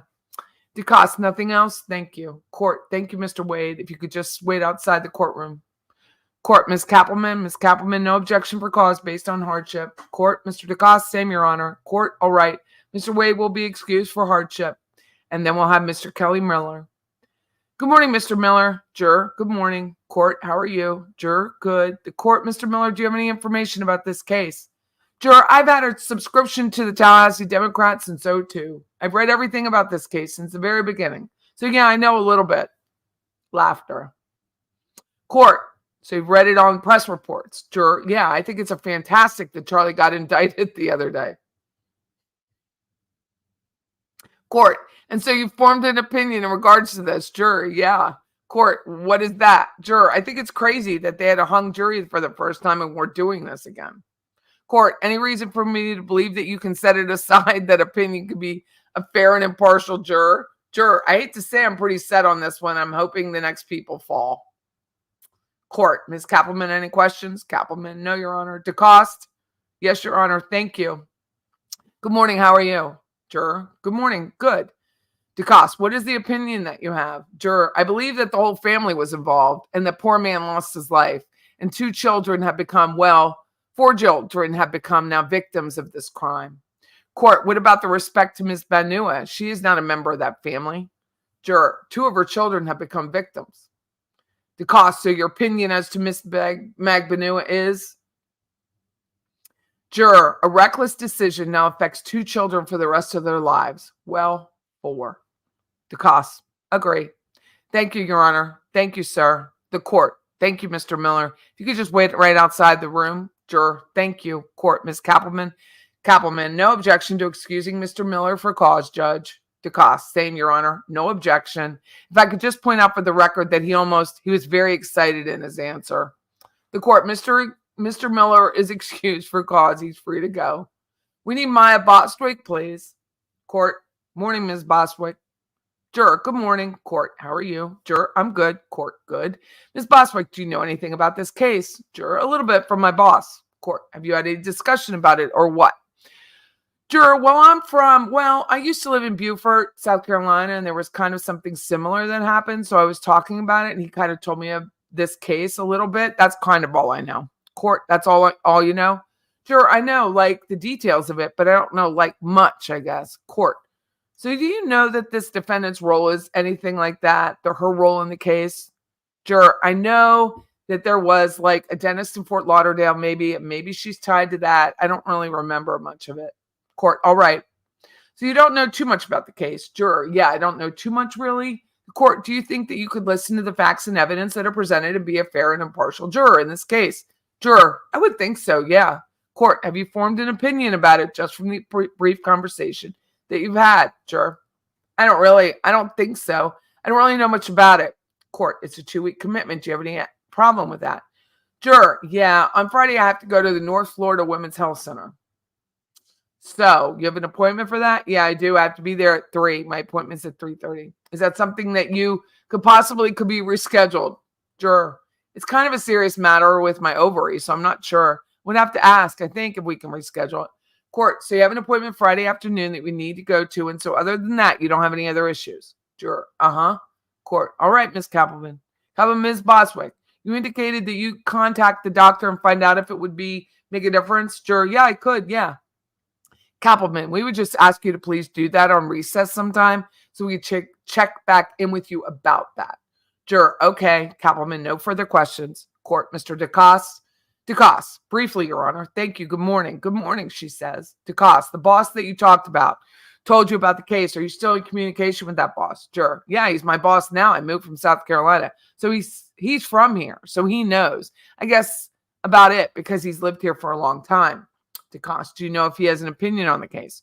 Juror, yeah, I think he does have an opinion on the case. Yeah. Has he impressed that upon you? Juror, yeah. DeCoste, and what was that opinion? Juror, well, he thinks the people are involved. The 3 people are involved, the 2 men and the 1 woman. DeCoste, the ones that have been charged. Juror, yes, he does think that. DeCoste, and that would include Ms. Bagbanua. And juror, yes. DeCoste, how does that play into your impartiality? You know, in these trials, you have to come in here. Juror, yeah. DeCoste, and there's a presumption of innocence. Juror, yeah. Mr. DeCoste, what would that carry with you as you come into the courtroom that you'd be thinking in the back of your head, you know, my boss has told me this. So he's going to start from a negative position. Prospective juror, yeah, I guess that's true. I just don't know how much about it, so I don't know. Yeah, I guess you're right. Though, yeah, but I don't know how much that case really except for its thoughts on it. So I guess, I don't know. Sorry, I'm nervous. DeCoste, no, totally understandable. I am too. At the end of the case, you come into this exact room with the other juries to deliberate and talk about the case. And the concern that we have as the defense is that, you know, in your mind, that boss who has a position of authority over you, who's impressed upon you, this, that would play into your factoring. Juror, yeah, I guess that makes sense. DeCoste, thank you so much. No other questions. The court, I'm going to follow up. So do you think that you're going to make a decision just because of what your boss thinks? Juror, no, I don't think so. Court, do you think? Juror, he just told me details about it. There's just a similar case in Beaufort that I was talking to him about, and he brought up, like, I guess his thoughts and how it was similar. Court, so if you're a juror and you listen to all the evidence and you come in here and you think one way or the other, can you be an independent thinker and disregard what your boss has told you? Juror, I think so. Yeah, I think so. Court, all right, okay, thank you. If you could just wait right here, right outside the room, we'll let you know, okay? Juror, okay, thank you. She leaves. Court, Ms. Kappelman, no cause motion, Your Honor. Court, from the defense, Coase, no cause at this time, Judge. I agree with Ms. Kappelman. She should make the phone call for the medical and see. Court, yeah, if she's 3:30, I was thinking maybe to give the jury a break, we would try to excuse them a little bit early on Fridays anyway. I just had that in my mind just for everybody, but we can. Why don't we ask her to report back at 8:30, and if you could ask her to please check with her doctor to see if she has an appointment, could be moved outside the 2-week time period. Bailiff, yes, sir. Court. And then we'll have Dawn Bryant, please. And Ms. Boswick will be retained. Good morning. Good morning. You're Ms. Bryant? Yes. How are you, Ms. Bryant? Fine. Thank you. Ms. Bryant, do you know anything about the case? Juror, no. Court, no. Have you read any news, any press reports or anything like that? Uh-huh. Court, no. Juror, uh-huh. Court, and have you formed any, I know that you don't know anything, but I'm just going to ask you, have you formed any opinion about this case at all? Juror, no. Court, no. Juror, we don't have any cable or anything. Court, okay, and this would be a 2-week case. Any problem serving for that period? Juror, logistically, no. Heart-wise, yes, because I'm a teacher, so I wouldn't get to say goodbye to my students. But I know it's a civil duty. Court, well, I appreciate that. You might have an opportunity if we take a break, maybe to go back and say goodbye to your students because I think that's important. Nice, Judge. Okay. Any questions, Ms. Kappelman? Ms. Kappelman, no, Your Honor. Court, Mr. DeCoste, no, Your Honor. Court, Ms. Bryant, if you could just wait right outside the courtroom, we'll let you know. Okay? Juror, thank you. Juror exits. Court, Ms. Kappelman. Ms. Kappelman, no, your motion. No motion, Your Honor. Court, DeCoste, no motion. Court, okay, so Deputy, well, Ms. Bryant back, and well, Ms. Scandone. Court, good morning. Juror, good morning. Court, you're Ms. Scandone? Yes, but that's fine. Court, Scandone? Yes, it could be like Scandoni. I don't know. Court, how are you? Juror, good. Court, good, Ms. Scandone. Have you heard anything about the case? Juror, yes. Okay, and what are your sources? Juror, my husband is a Tallahassee police officer, and we actually watched the trial together, the initial one. And I even asked him, I said, did you tell them about the videos on the buses? And he said, well, the investigators asked me if there were cameras on the buses, and I told them to contact to get the video footage. Small town. Court, so you have some. Juror, yeah. Court, knowledge about it from your husband. Juror, yeah, well, and the newspaper. And I think it was either on Dateline or 48 Hours or something. I saw that and watched it. Court, and did you watch the first trial? Juror, I watched most of it. Yeah, not all of it. Court, and have you formed an opinion about the guilt or innocence of Ms. Bagbanua? Juror, no. That may have been the part I didn't watch totally because when I work, I'm out of town. I'm a flight attendant. I'm gone for 3 days out of the week. So no, I didn't. I mean, I didn't really watch every little word and stuff, Court, but for this trial, do you think that you've already made up your mind? Juror, I probably am leaning one way. Court, and what way is that? Juror, that she would be guilty. She's involved in it. Court, all right. Do you think that you could set that aside and be fair and impartial juror and listen to the evidence that's presented here in the courtroom? Juror, I could. Just from what my husband over the years, when I've asked him questions, he says, well, the law states this, so you can't presume this because of, So yeah, I think I could. Yeah. Court, you understand we're starting a new trial here. Juror, oh yeah, all new. Yeah. Court, the evidence presented and the jurors need to, look at the evidence and be fair and impartial. Juror, yes. The court, you think you could do that? Juror, I think I could do my best. Yes. Court, you said you're a flight attendant. Juror, yes. Any problem with serving for 2 weeks? Juror, no. I was supposed to fly to London yesterday, and they told me I just have to contact them and let them know how long I'm off and when I'll come back. Court, and you can work it out? Juror, yeah. They just dropped the trips from my schedule and pay me. Court, okay, great. Miss Kappelman. So there's absolutely nothing wrong with the fact that you've listened to these things. Juror, yeah. Kappelman. But obviously what we're doing in here, the verdict has to be based on evidence. Juror, yes. Kappelman. Solely what's presented in this courtroom in the trial. Juror, yes. Kappelman. So you've had sort of a lot of exposure as far as juror, yes. Kappelman. Watching pieces of the trial and listening to some news reports and so forth. So you said you felt pretty confident. It sounded like that you could separate it. But I know the defense especially is going to want you to say, one way or the other. Juror, yes. Kappelman, I can, give this trial my full and complete attention to base my verdict. Juror, yes. Kappelman, solely on the evidence that's given to me in this courtroom and the judge is given to me. The law is given to me by the judge. Juror, yeah. Kappelman, is that something you can do? Juror, I think, yes, I believe I can. Okay, thank you. Juror, I do want to disclose, I may know one of the investigators. I think Craig Isom. I think he was involved in it. I don't know what to extent, though. Kappelman, how do you know Isom? Juror, well, he's called and asked for our daughter, lives up in D.C. area, and he asked about things to do, where to go, and I talked to him all, that just for my job and, places, sites to see and that kind of stuff. So it was just mainly strictly about travel, about his family going up there. Kappelman. So he knew that you had some experience in the area. Juror, oh, yeah. Kappelman, when was it through your husband's employment that you came to know Mr. Isom? Juror, yes, through him because he works with him. Is he somebody that y'all have socialized with? Court, no, Kappelman, anything about your knowledge of him or your relationship with him that you feel would affect or impact your verdict in this case? Juror, no, it was strictly about travel. That was it. Kappelman, so if you felt that the state did not meet their burden and prove the crime, would you feel like, oh, I don't know if I can go back and talk to Isom after the trial? Juror, no, I would not, no. Kappelman, thank you, nothing further. Court, Mr. DeCoste. Mr. DeCoste, yes, Your Honor, thank you. Good afternoon or good morning. Juror, good morning. DeCoste, it feels like our afternoon already. Who is your husband? Mike Scan. And what is it, a current rank? He okay. At the time of 14, he was a downtown police officer involved with Starr Metro City Hall. That was his area. And then he retired in 18. About 30 police officers have come back what they call reserve status. They are still full-fledged officers, arresting powers. However, he still works. He does logistical work for the TAC team and SWAT. That's what he does now mainly. Works about 20 hours a week. Is he close with Craig Isom? Juror, that I don't know. I mean, I know that he oversees some of the reserve officers. I don't think Isom is a reserve officer. Some of the retired. DeCoste, he's retired. He's fully retired.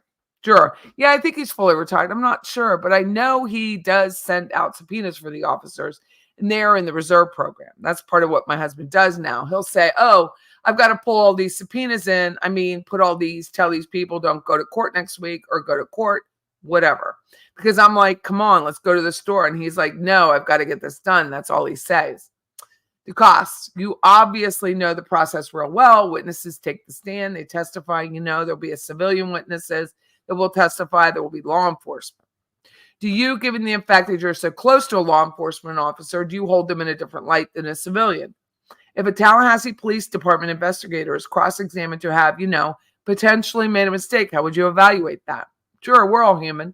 People can make mistakes, but I do hold law enforcement in high esteem, With all the political stuff going on in the country right now, there's bad apples in every group, but I respect them more than most people, I assume.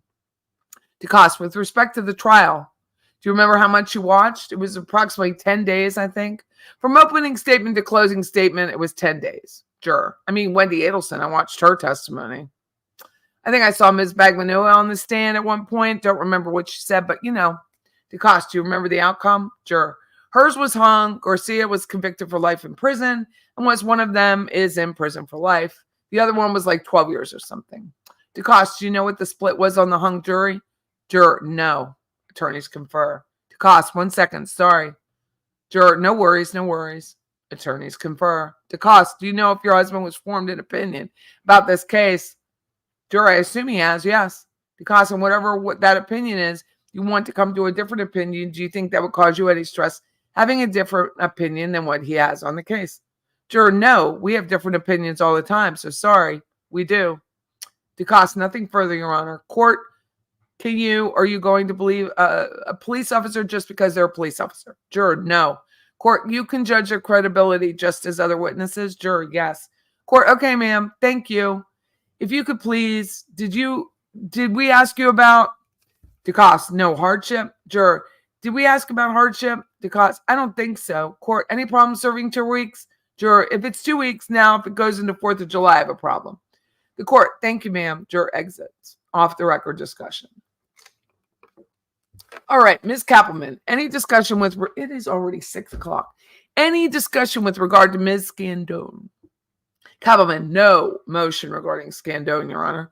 Mr. DeCoste, Ms. Scandone, cause challenge, Your Honor, for Mr. DeCoste. Above and beyond the ties to Craig Isom and the TPD living in her household, the fact that she's watched testimony of witnesses, including Wendy Adelson, and knows that Ms. Bagmanua has testified before is concerning. There is a concern if she were to make an opinion. If Ms. Bagmanua doesn't take the stand in this trial, she knows that she took the stand last time. And I don't think it's impossible to remove that out. In these retrials, we're not supposed to bring up that there was a prior trial when we're impeaching a witness. We just say, in a prior hearing, you testified this way if we're impeaching a witness. This juror that knows that there was a trial, she knows the outcome of the trial, that it was a hung jury. She's privy to certain facts that may not come out in the trial. Court, I'm going to deny that. Ms. was clear she could be fair and impartial. She did know that Ms. Bagmanua testified. She didn't know the substance of any testimony. She said that she can evaluate the witnesses that are presented to be fair and impartial. So we'll just be part of the jury pool. So she can report tomorrow morning at 8:30. And we'll have Ms. Haslip. Court, good morning. Juror, good morning. You're Ms. Haslip? I think probably Hazlip. Court, Hazlip. Juror, Court, all right. How are you today? Juror, I'm well, thank you. Court, good. Do you know any information about this case? Juror, just the bare minimum. I've heard of it. And where have you heard of it? Court asked. Juror, several years ago in the media. Court, okay. Have you formed any opinion on this case? Juror, no. Court, no. Okay. And any information any reason that you think that you can't hear evidence and be a fair and impartial juror in the case? Juror, no. Court, okay. It's a 2-week commitment. Do you know anything that would prohibit you from serving those 2 weeks? Juror, no. Court, Ms. Kappelman, no questions. Court, Mr. DeCoste, no questions, Your Honor. Thank you. Court, all right. If you could just wait right outside the courtroom, we'll get word to you just momentarily. Juror, thank you. Court, thank you, ma'am. Court, Ms. Kappelman, no motion, Your Honor. Court, Mr. DeCoste, no motion, Your Honor. Court, we will have Ms. Haslip report at 8:30, please, tomorrow. And we'll have Ms. Moreno Feliciano. Juror, yes, good to see you. Ms. Feliciano, do you know of any information about the case? Juror, no. Court, no. You haven't read any press or any information? Juror, no. Court, okay. And have you formed any opinion on the guilt or innocence of Ms. Bagmanua? Juror, no. Court, no. And do you think you could be a fair and impartial juror? Juror, yes. Court, it's a 2-week trial. Any problem with the commitment? Juror, no. Court, Ms. Kappelman. Kappelman, no questions, Your Honor. Court, Mr. DeCoste. DeCoste, no questions, Your Honor. Court, okay, if you could just wait right outside the room, we'll let you know in just a minute. Juror, thank you. Court, thank you, ma'am. Ms. Kappelman, no motion, Your Honor. Mr. DeCoste, no motion. Tell Feliciano we'll report tomorrow at 8:30. Please, Deputy. Michael Henry, so that gives us 7 at this point. Good morning, sir. Good morning. How are you doing this morning? Good. How are you? Juror, I'm good. Court, you're Mr. Henry? Juror, yes, sir. Court, Ms. Henry, do you know anything about the case? Juror, no. Court, have you read anything in any press or anything like that? Juror, no. I don't even watch the local news. And so have you formed any opinion? Juror, no. Court, about Ms. Magbanua's guilt or innocence? Juror, no. And do you think you can be fair and impartial? Juror, Juror, yes. Court, it's a 2-week trial. Anything preventing you from serving for that period of time? Juror, only thing I have is graduation. My son is graduating next week. Court, he's graduating from Juror high school. The court, high school. And what day is that? Thursday. Court, on Thursday of next week. Juror, next week. Yes, sir. And that's a local graduation? Juror, yes, sir. And do you know whether it's in the afternoon or the evening? Juror, it's in the evening. Court, what time is that? Juror, I think it's at 6. 6 or 7. I think it's 7. Court, 7 on Thursday evening? Juror, yes, sir. Court, Ms. Kappelman, any questions? Kappelman, no, sir. Court, any questions, Mr. DeCoste?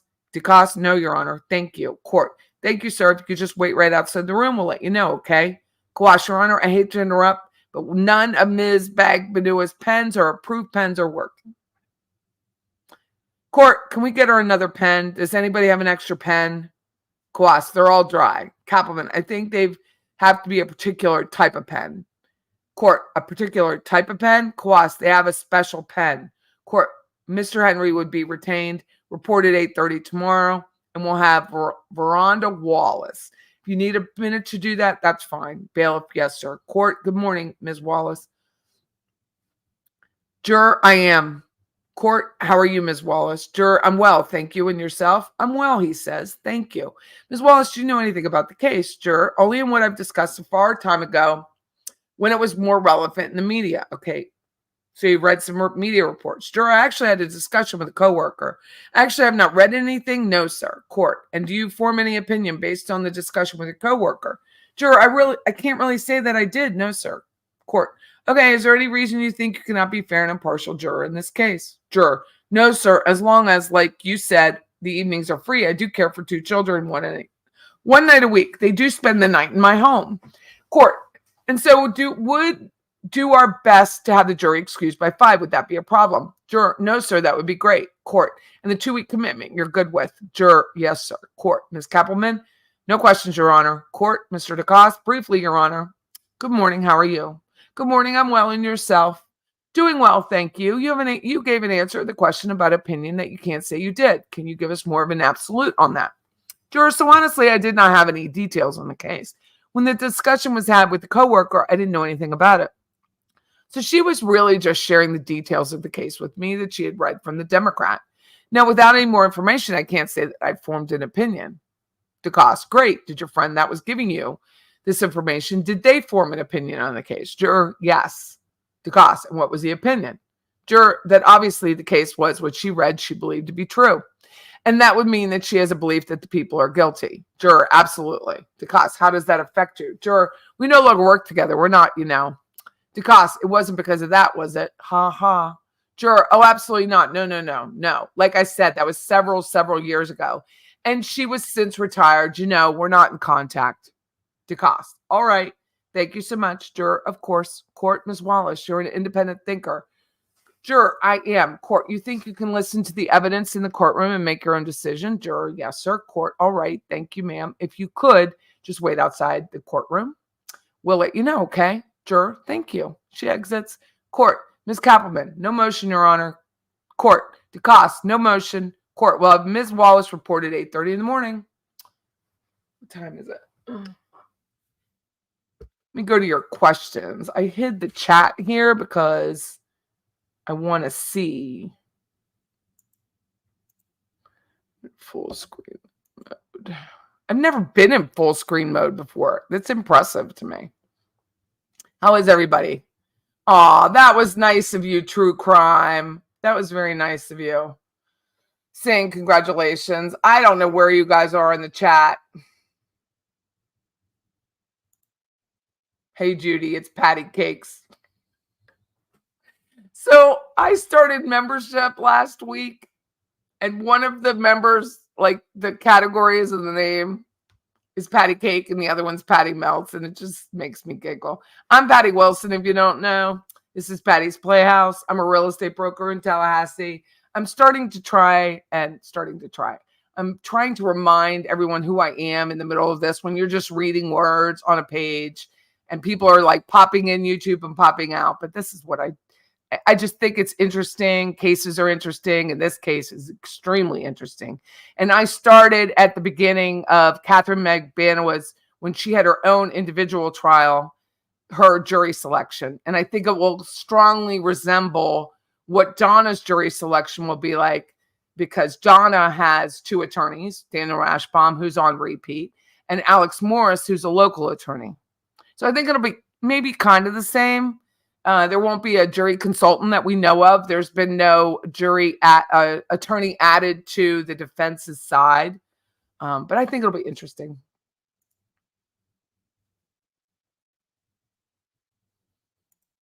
Hello, how are you? You just started the chat. Her bag is beautiful. Can I show you that? I'm going to show you guys the bag again. So this is the bag. Let me stop sharing for a minute. I know where I stopped. So this is the bag that Debbie Martin made me. It's so pretty. Really pretty. And then this is the bag. I just have piles of stuff in here. We've been staging homes. So I'm an active real estate agent. And this is the bag that Kaza T won, in case she forgot. So this is her bag. So I need her mailing information if she wants to send me an email to pattyisfunny@gmail.com so we can get this to her. It is pretty, Mr. C. How is everybody? It's so far, like, I didn't know if this would be an interesting trial jury selection, but so far it's interesting. To me, interesting. Is it interesting to you guys, or am I crazy? I think it's interesting. You won the bag, Kaza, and it was completely random. I use this random pickers. We do it on the radio. If we do a giveaway, put the names in, and it randomizes and pulls a name. It's very cool. Thank you, AA. I really do appreciate it. You do love Judge Wheeler's glasses. I mean, it's a different perspective because he's just, I wasn't in the court for that one, but he just seems like a chill kind of judge. Like, hey, I'm Wheeler. It's like, chill. Hello, all. You think you drove by Wendy's great grandma's street yesterday? Judy is doing a live open discussion. She wants people to jump on, I think, to rest her voice by taking turns. At least that's what she said. Oh, good. Wendy's psychopathic traits and a hefty dose of beta blockers keep Wendy pretty emotionless. Does not block her anger, though. I'm on a beta blocker, and it doesn't help me at all. It doesn't help me at all. Your husband is a civil law, brother is criminal. It's not normal at all to get close to client or involving yourself in their life so closely. I am really shocked at Colossus. I watched the trial on TV, but can she sit with us, with the bailiff? I'm really surprised that she acts like that. I really am. I think it's just a lot.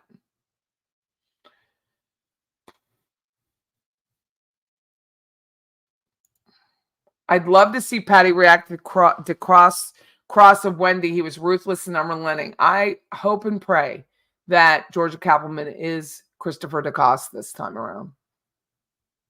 I think it was brilliant. I think he rattled her. I think he got information from her that she wasn't expecting to give away. Just like in the future, I'm going to change all of our names. Who does that? You change your name one time. Who changes their kids' names like that? A lot of enmeshment going on with the lawyers in the case. Sigfredo's lawyers were the only ones who were incompetent and didn't give about their client. Well,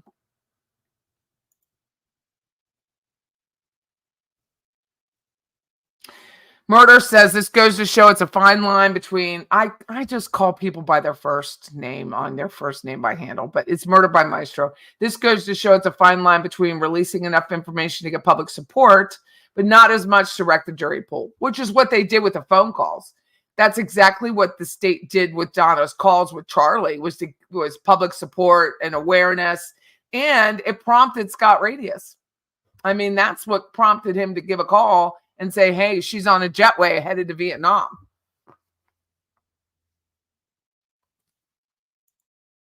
True words. Yallah says, I think Katie is manipulative, and I'm sure she worked Kwas. But Kwas should have been able to hold the boundary. Yeah.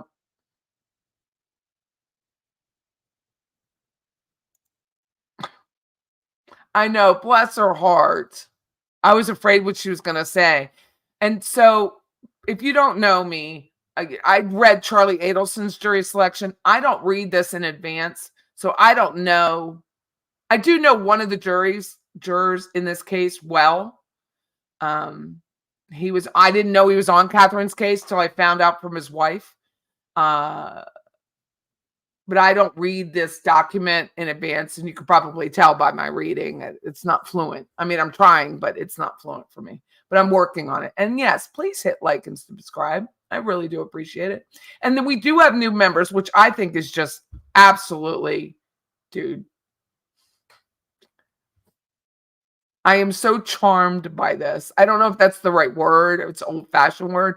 But I'm so charmed by anyone who would offer me a tip for what I do for fun. I just think it's a murder case, so it's not really fun, but it is entertaining, and I try to make it entertaining because it's such a deep topic. So I really do try to entertain whoever listens to me, and I hope you get that, and you hope it's not an offensive thing. But so thank you so much, Barb, for subscribing. I really appreciate it. And Roberta, it's very sweet of you.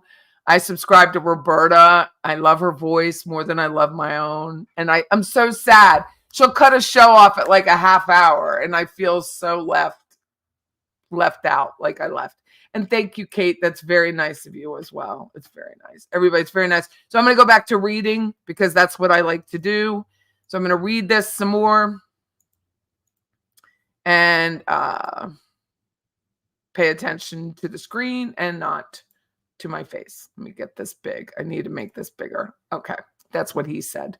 All right. So Miss Wallace. Okay, let's go to Wallace. She exits. Let me go down. Ms. Kappelman. No motion, Your Honor. Court. Mr. DeCoste, no motion. Court. Well, Ms. Wallace reported 8:30 in the morning. Oh, I forgot to text my husband real quick. Hold on. Let me text the man.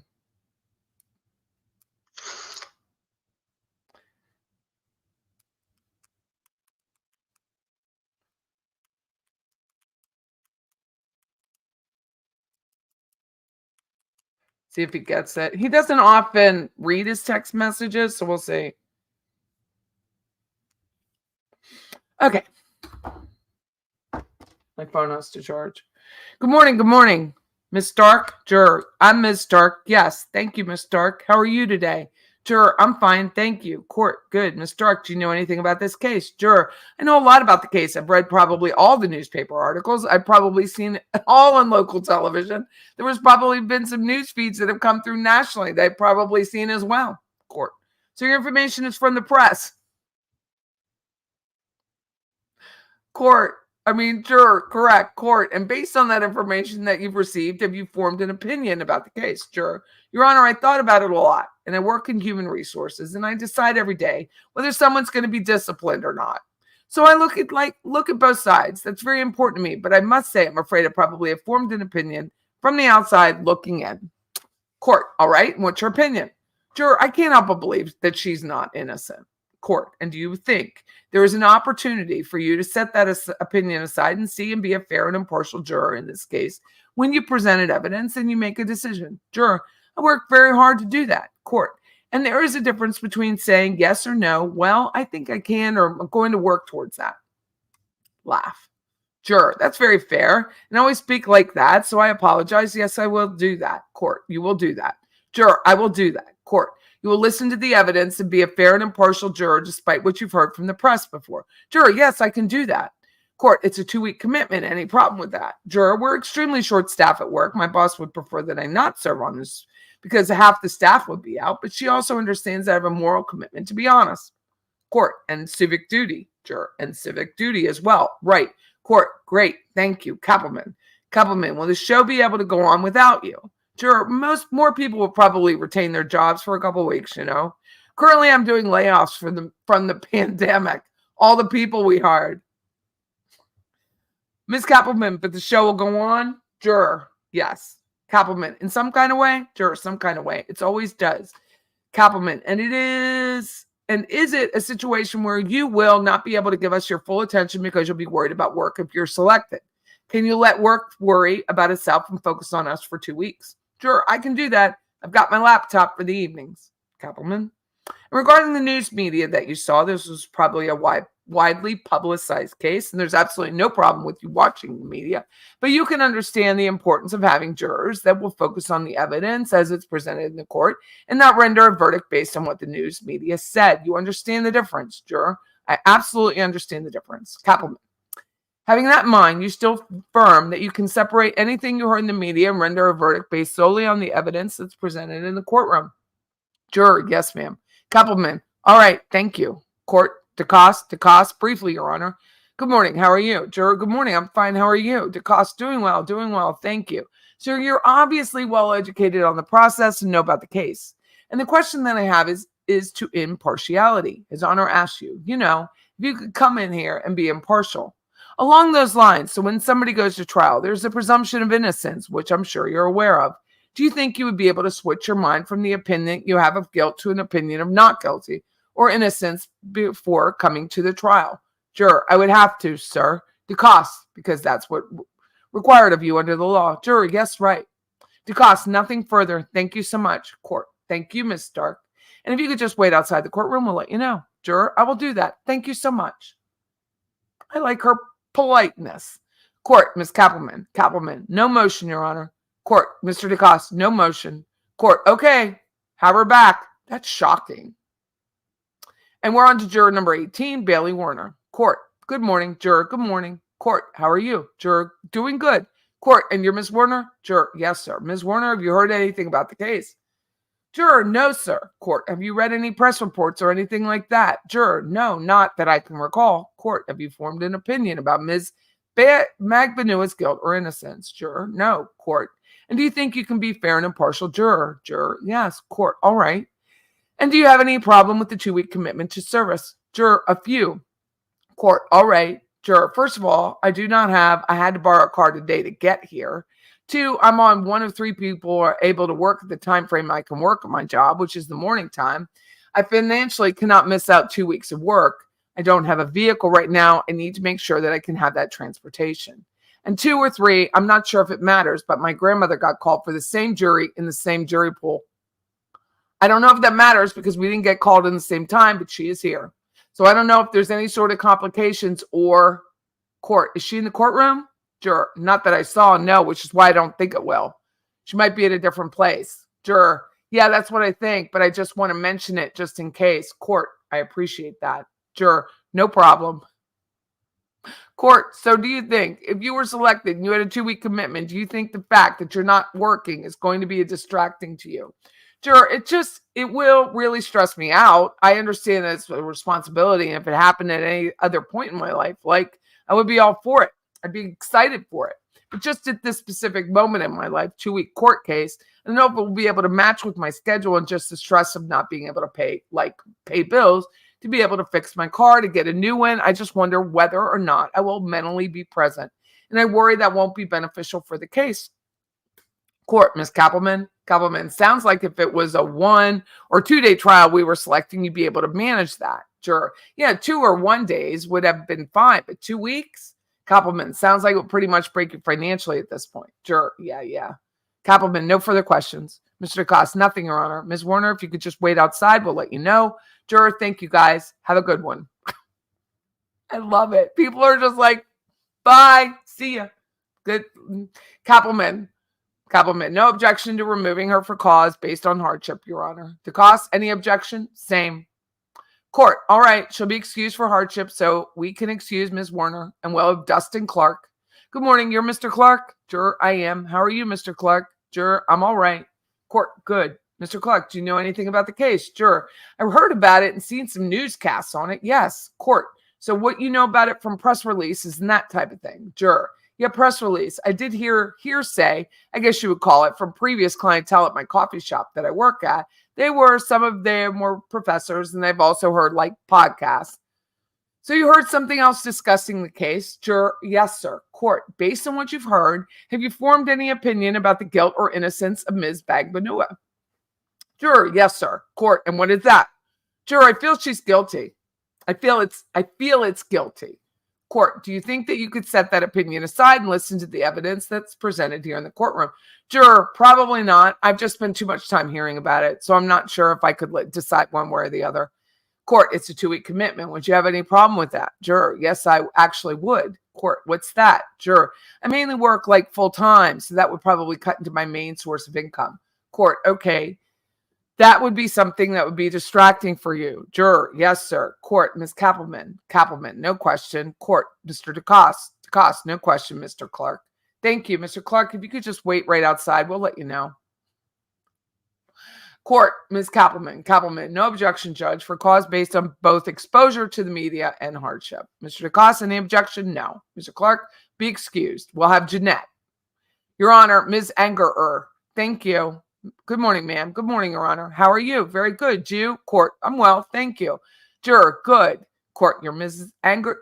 Has anyone, do you think, because the same questions are asked all the time, has anyone once their name said, and he says, are you blank? And they say, no, I'm not blank.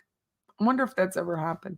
Juror, yes, because you have to think that everything that happens in this rundown happens because someone has won an appeal because it didn't happen. So I'm just curious. Court, do you know anything about the case? Juror, no, except what you said in there. Court, all right. You haven't seen any press reports? Juror, no, sir. Court, or anything like that? Juror, no, sir. Court, have you formed an opinion about or the guilt of innocence of Ms. Bagbanua? Juror, no, Court, and any reason you can't be a fair and impartial juror? Juror, not that I know of. Court, okay, it's a 2-week commitment. Anything that would prevent you from serving for that period of time? Juror, not that I know of. Not that I know of. My phone's going off. Let's see if my husband answered. Of course not. Of course not. Aw.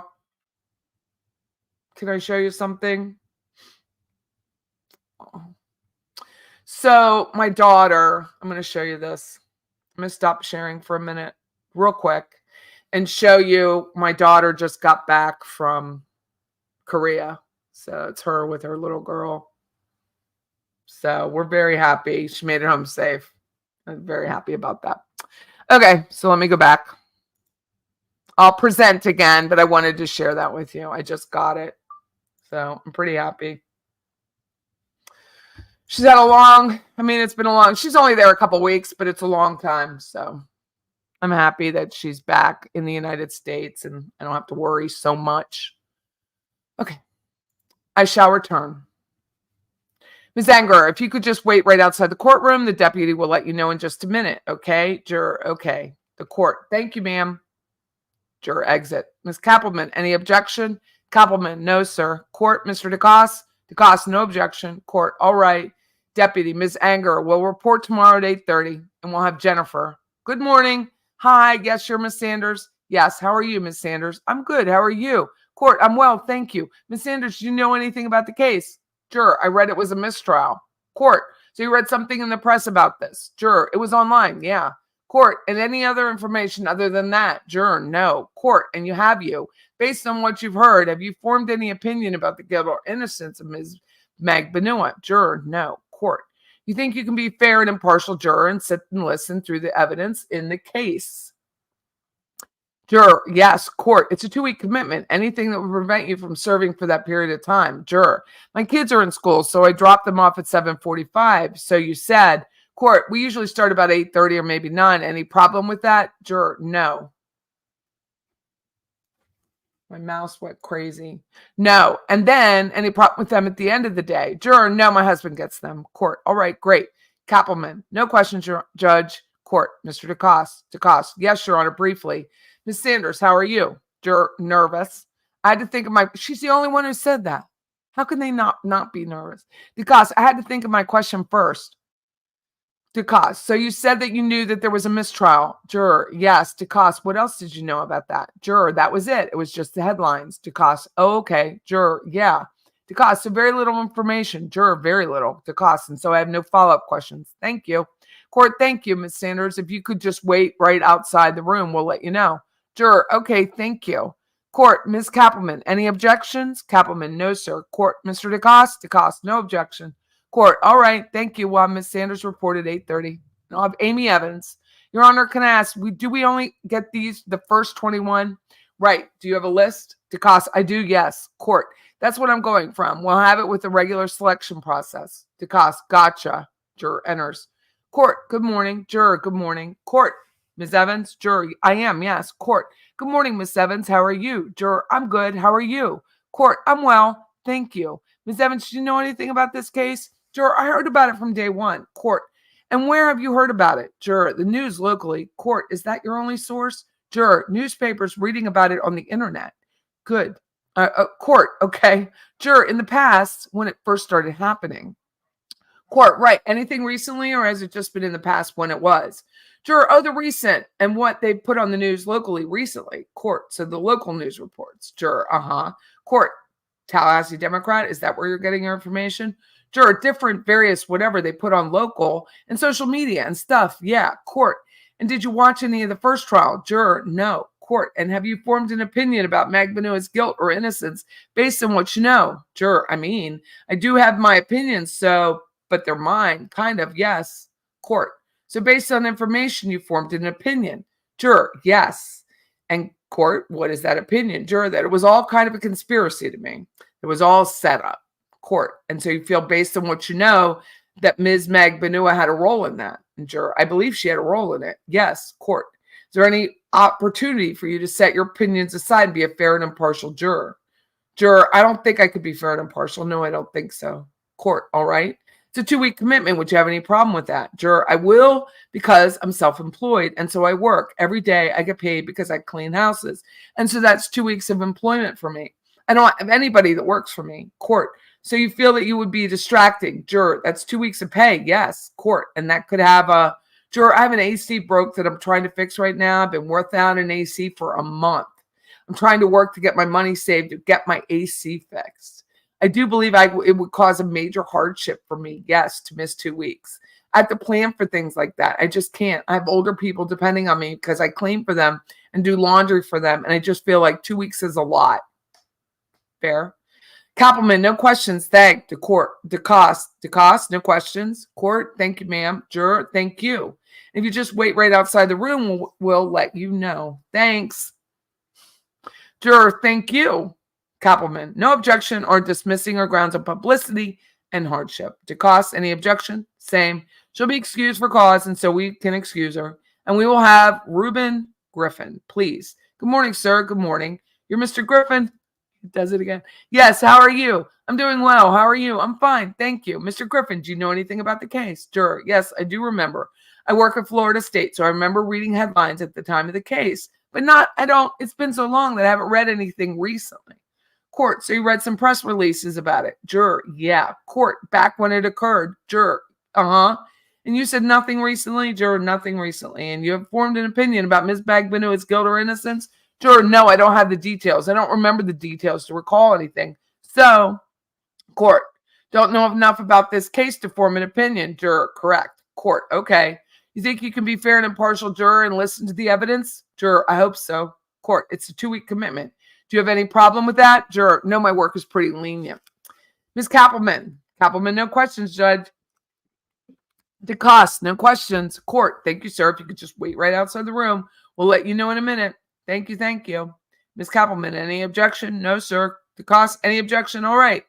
Mr. Griffin will be retained. All right, Mr. Griffin will report at 8:30 tomorrow. Please, Mr. Aldridge. Good morning. Good morning. Mr. Aldridge, yes, sir. And how are you, Mr. Aldridge? I'm doing well, sir. And yourself? I'm fine. Thank you. Yes, sir. Court, Mr. Aldridge, do you know anything about the case? Juror, no, sir, I don't. Court, have you read anything in the press about it? Juror, no, sir, I have not. Court, have you formed any opinion about Mrs. Bagmanua's guilt or innocence? And juror, no, sir. And court, and do you think you'd be fair and impartial? Juror, juror, I think I should be. Yes, sir. Court, all right, and it's a 2-week commitment. Do you have any problem with that? Juror, I have to get with the work just to make sure that I'll be excused and make sure I'll still receive payment for those 2 weeks. But besides that, I should be good to go, sir. Court, so you just check with your work once if there's any determination that you're serving, that will be okay? Juror, yes, sir. Court, all right, great. Kappelman, no questions. Court, DeCoste, no question. Court, if you'll just wait outside the room, we'll let you know in a minute, okay? Juror, thank you. Court, thank you. They exit. Kappelman, any objection? No, sir. DeCoste, Your Honor, if I could have one brief moment. They confer. No objection. All right, Mr. Aldridge will report at 8:30 a.m. We'll just have Jason Zippe. Hello, how are you? Juror, all right. Court, Mr. Zippe, do you know anything about the case? Juror, yes, do you want me to? Court, tell me what you know. Juror, well, when it first occurred in 2014, I subscribed to the paper and I read the article about it and followed it. I didn't follow it real closely, but because it was something that happened kind of near to where I live, I was interested in it. So I was just followed the case and, with it. Court, where are you getting your information? Juror, first it was the Democrat, the newspaper, but I also got a lot of articles from the internet. A lot of it was opinion, but recaps of what happened in the case. But I don't remember the specific websites that I looked at. It was a great deal of them. Court, did you follow any of the goings on with the first trial? Juror, well, that's mostly what I was following. Just generally what happened in it. Court, okay. Juror, and I know that it ended in a mistrial, but I don't remember exactly why it was a mistrial. Court, did you form any opinion about the case of what you know? Juror, well, yeah, I did. Court, all right. And what was the opinion? Juror, hold on, it's my husband. Hey. Okay, bye. I'll see you soon. All right, and what was your opinion? Juror, well, the 2 people who traveled to Tallahassee to kill him, I think they did it, and I think they were hired by someone in the defendant's family, either her or her parents, and because I don't know any details, I don't know any who exact, but I can't believe that all 3 of them didn't know about it. Court, and what about any opinions in regards to Miss Bagmanua's role? Juror, like I said, I think that at least everybody in the case at least had some knowledge about it, even if they didn't take an active role. Court, do you think any information that you received, you can say that aside and be a fair and impartial juror for the case? Juror, it would be kind of tough for me because I've been following it for so long. I try. I probably can. I can try.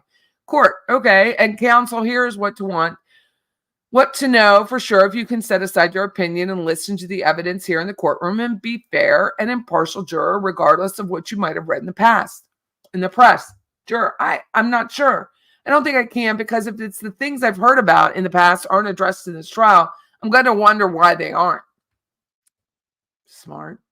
Court, okay, juror, and it's always going to be in my mind. Court, and it's a 2-week commitment. Would you have any problem with that? Juror, next Tuesday is my son's high school graduation. And court, is that in the evening? Juror, well, I have to get him for the mandatory rehearsal in the morning. And then he has to be there sometime around, I think 6. I'd have to look at my notes again. Court, okay. Juror, so that's something I would have to arrange for someone else to do, I guess. Court, if you really had to, could you make those arrangements for him to get to practice? You probably would be available to get him there in the evening. It would be the morning. Juror, I think I could. If nothing else, I could get him set up with an Uber. Court, all right, Miss Kappelman. Kappelman, no questions. DeCoste, they confer. No questions. Thank you, Your Honor. Court, Mr. Zippe, if you could just go outside the room, we'll let you know in a minute. Okay? Thank you. Juror exits. Kappelman, no objection to excuse for publicity. DeCoste, same, Your Honor. Zippe will be excused. We're halfway. Does anyone need to take a break? We're moving pretty good, but we could take a break if we need to. DeCoste, I hate to be the one. Kwas, I think Ms. Bagmanua needs a break, as well as just to use the bathroom. Court, you have to tell me because I'm a camel. I don't usually take breaks. And so we're going to take a short break here. And so I'm going to take a short break here. I've got to make this. I am seeing my entire head. Like, I have a big screen. A big screen as my monitor. And for some reason, It is like this big. I don't know what I clicked on, but my head is like facing. It's just too much. It's just too much, people. Too much. Oh, there it is. I decreased the size of the screen. Oh, well, thank you, Tennis. I mean, but this is so interesting to me. It's so interesting to me. Like, if you listen to Charlie Adelson's jury selection, Dubin was, Dubin, but he really hit those questions hard. DeCoste is not doing that as much, but at least so far in the first break, just hit and hit and hit and asked and reiterated and asked the question again to the same jurors to make sure that if whatever influence they had, he washed out and he knew about. I don't see DeCoste doing that. It's fascinating to me. It really is. It is.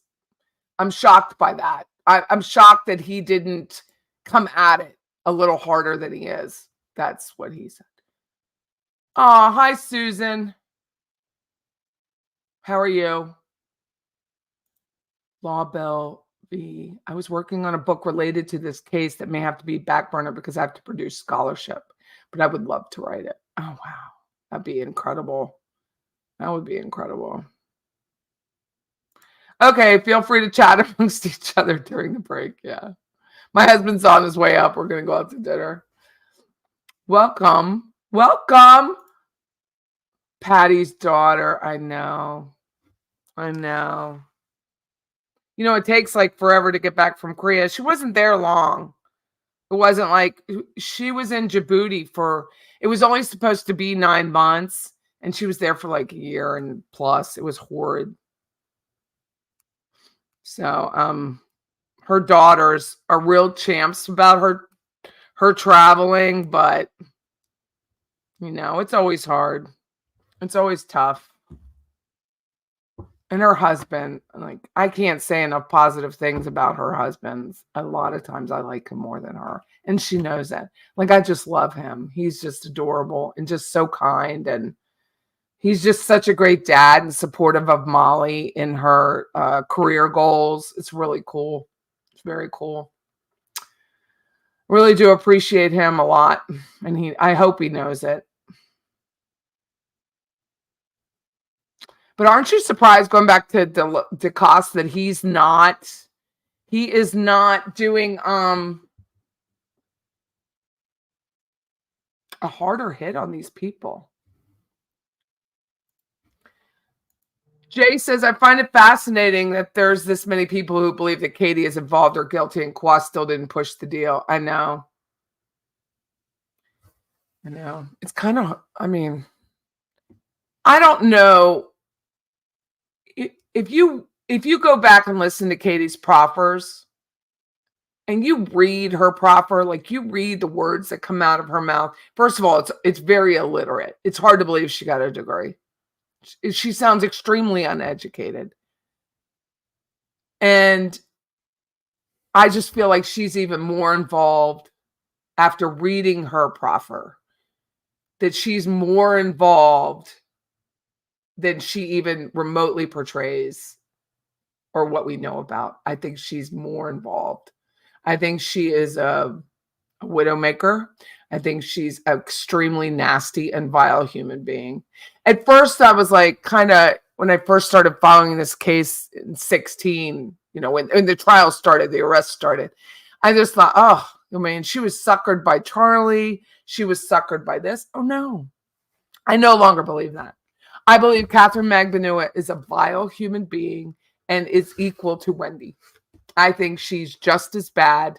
I think that Sigfredo and Lewis being the lesser of the two evils, Sigfredo was money hungry, murderous thug. That's true. But I think without Catherine and Charlie, they would have just continued to rob and steal cars. And I just think she's a vile widowmaker, murderous thug who portrays herself to be this victim of Charlie Adelson, when in fact she's a vile human being, and I see her as evil now. And that's all from reading the proffer, not watching her say what she was saying. When you watch her and she has her tone of voice and she's tries to be, dare I say, demure, or just kind of like scared, like she looks so scared. I think to take a deal like that, you have to admit what you know. And she couldn't, because she knew a lot more than she did. I don't know. That's my thing with her deal. I think that even if Kwas had pushed it, I think she knew she would never really get a deal. Kind of like the Crystal Rogers case with Steve Lawson. You're not really going to get a deal because they're going to find out you really lied if you really start talking, and then the deal would go away. Oh, thank you. Oh, thank you very much. Very nice of you. She said she's happy the channel's growing. She's watching when I had 200 subs. And so, and me, I'm happy with 200 subs. I appreciate everybody. So I really try to not look at the numbers, but I really do appreciate the comment. It's very nice. The recent letters from Sigfredo's appeal lawyer mentioned the conflict, the making of a deal, or his kids being provided for. That's why he and Katie shut down. Well,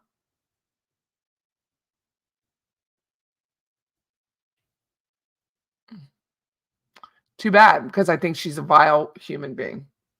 I wish she wasn't at Lowell. I wish she was at one of the other women reception centers. I really do. I look about once a week to hope and pray she's in confinement. I really do not like Catherine Magbanua. I don't.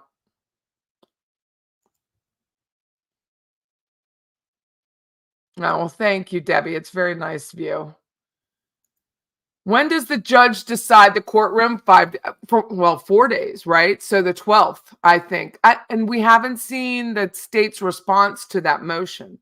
So the state, I believe, and I don't know, and maybe there's an attorney in here, Law Bell V. Maybe you're that attorney that can answer this question. I believe the state is entitled to a response to that motion, and we haven't seen that yet about the room size. You believe so too. I believe she's vile. I believe that hair braid, the blue suit. I don't have a pen that works. What the hell is she writing down? What the hell is Katie writing down? She's illiterate. Just listen to her. She's absolutely an uneducated, vile whore. That's what I think. I think she's a whore. And a whore is in, she will have sex for money. I mean, even after all of this, you still sleeping with Charlie Adelson? You deserve to lose your kids, lady. I have no problem with it. I love it when Patty calls murder at my show murder. It makes you chuckle. Oh, thank you. But I think going back, I really do believe that Catherine's own behavior deserves life in prison without parole. I don't think she deserved the deal that was offered to her. She went back that night, had that man shot, and slept in that bed with Charlie Adelson, even on his Xanax. Stolen Xanax, unprescribed Xanax. So you've got a crime there, which no one cares about. You're still sleeping with the dude. You're still involved with him. You're still accepting gifts. You're just a whore. I mean, that's what whores do. So I just have no time for her. Ask my opinion and I'll give it to you. I think she's an absolute. I do too. I think Wendy was the mastermind. Other people disagree, which is great. I love it.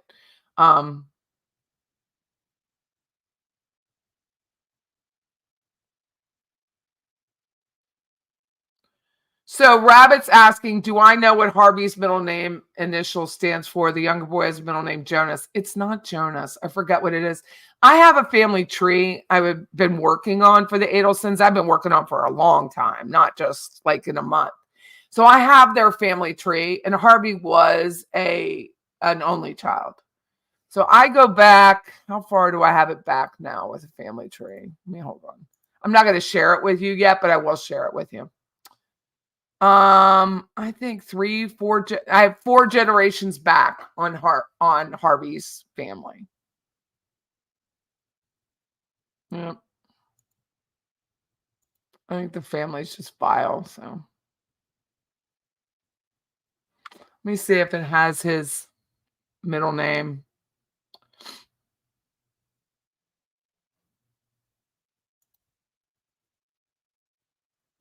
It could be Jay, because Charlie's middle name is Jay. Let me see if I see it anywhere.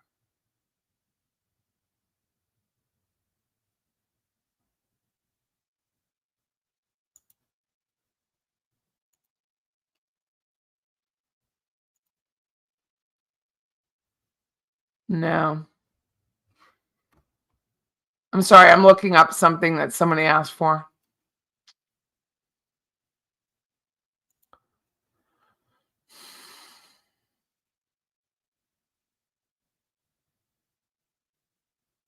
No, it doesn't say it. Mm-mm. But I believe, like, Charlie's middle name is Jay, so I think it has something to do with that. And I do believe, at least in my own family, my stepson is Brian, and his first initial is after his grandmother Beatrice. So, and they're Jewish. That's why I say that. No, I'm not a big fan of Catherine Magbanua at all. I'll look it up. I'll look it up.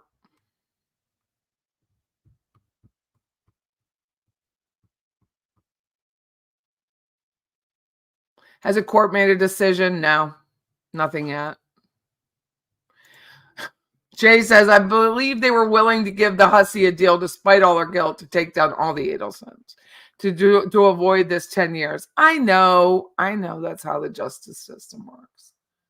I know. I mean, it would be really nice for the Markells, obviously, but I just don't want her out of prison. She also has to be the dumbest person on the planet, but when you ditch your kids and dying mother for murderers, enough said, right? Before we stop this thing, so if you're new to this channel, I love looking up people. And Francis Magbanua is Catherine's brother, and he is a witness for the state. He's on the list this time. If he'll be called, we don't know, but he is a witness. You know, he is really hard to look up. So I know where he lives because I'm able to look for it. But if you were just somebody who was cursory, did a cursory search, where does Francis Magbanua live? You know, it doesn't show up. Why doesn't it show up? How did he get his name taken off the public dole? I mean, he's a CEO of a company. He's not law enforcement.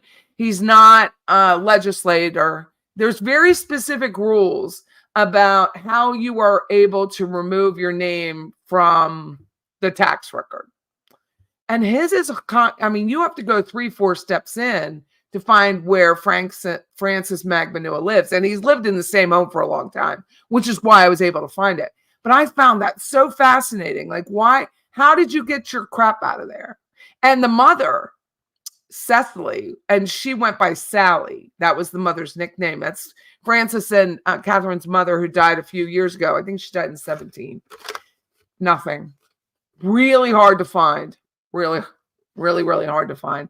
I'm like, why is it so hard to find? There's only so many Magbanuas in Miami or Broward or Palm Beach County. There's not a lot. I am too. I'll just let that stand for itself. Right on, Patty. I'm sickened by the poor people automatically get a break. I am too. And I'm really shocked. Well, that's what I'm looking for. I'm looking for, someone said it's the other brother, not Francis, but there's another brother. But I don't see it anywhere. The mother's obituary was one line. There was nothing. And so a lot of times I find a lot from obituaries. Like that lady, gal, contacted me through my email and asked me to help her look for her nursing, a girl that she went to nursing school with back in 1971. And how I was able to find a lot of it was obituaries. It's how I confirmed what I knew. So once I found her, and then I'll just go back and confirm it in an obituary, and you find your stuff. I know, it's great, right? A potential jury you just read said how happy he was at the arrest. That would be me. I mean, I don't know that the jury invites have gone out yet, even though it's a little less than a month, but I haven't gotten one. I saw his home, but it was sold a couple years ago. He still owns that house. If it's the same house, I'll send it to you, Debbie. He still owns that house. He just refinanced it not too long ago.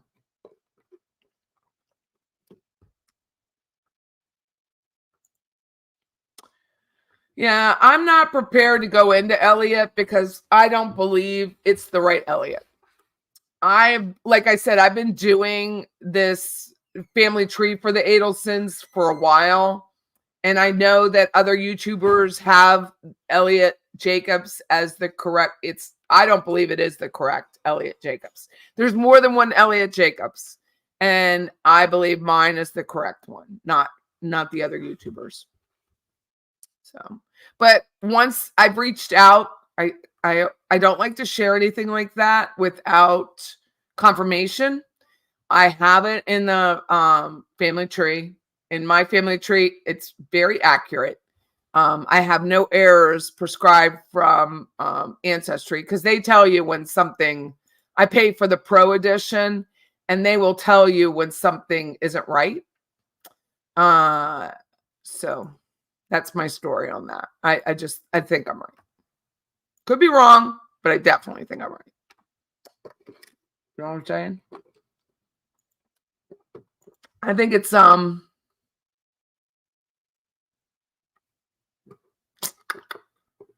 before I say somebody's family, I don't want to out someone's family, especially a family member who's may not be on the up and up with the rest of the family before I say anything.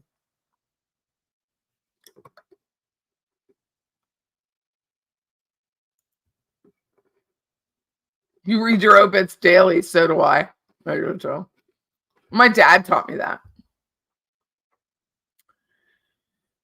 George says, I truly believe two things that show how evil Wendy is in this tragedy is the changing of the names and the theft of the ring. I know. Who does that? Oh, it's Jerome. Cool. Thank you, Jerome. Jerry. Jerry.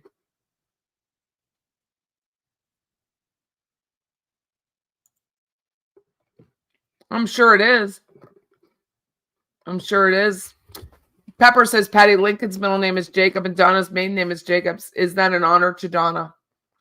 If you go back and look at Donna's mother's obituary, only Donna is listed. The brother is not listed in the obituary.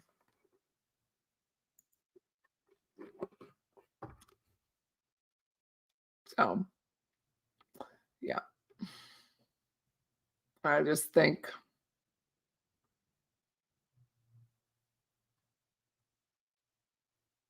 He was a son, a lake. I wish I took a screenshot of the house listing was bought for $450. I'll look it up again, but I looked in the tax card and maybe I have the wrong house. Maybe I have the wrong home. I don't know. It is Jonah, not Jacob. Thank you, True. Hello, people. Thanks for the live. Your latex spouse. Isn't that brilliant? I thought it was Jonas for Lincoln's middle name. That's a beautiful name. Really is a beautiful name. Too bad the mother's not a beautiful person. I love that name. There's like names I love, like Bethany, which is very biblical. I love it. If someone said about poor people's morals to me, I'd call them a slave owner, then watch them break into an uncontrollable fit, saying they're offended by my comment. Similar things have happened. Yeah. It's name change form says Jonah.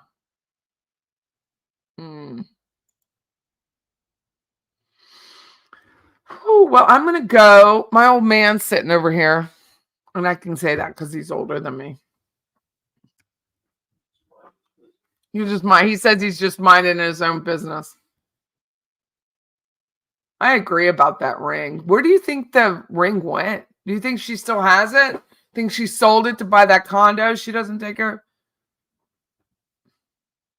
Thanks, Debbie. You're very kind. And thank you again for the bag. It was very kind of you. And the necklace. Very, very kind. Everybody's just so nice. Always fun. Well, I'll be on tomorrow afternoon to continue the jury selection because we only have a short time, right? So tomorrow, well, thank you, Ms. Economist. I probably have a lot of questions for you if you're an economist. I appreciate it. Tomorrow afternoon, I have an open house till like 3:30. So tomorrow around 4:30, 5 o'clock, I'll do another hour or so of the jury selection and we'll just keep working through it. Thank you so much. If you could hit like and subscribe, it does help like the algorithm. I do appreciate it and have a great evening. Enjoy your Saturday. Thanks, Crime and Coffee. Thank you all so much. Bye-bye.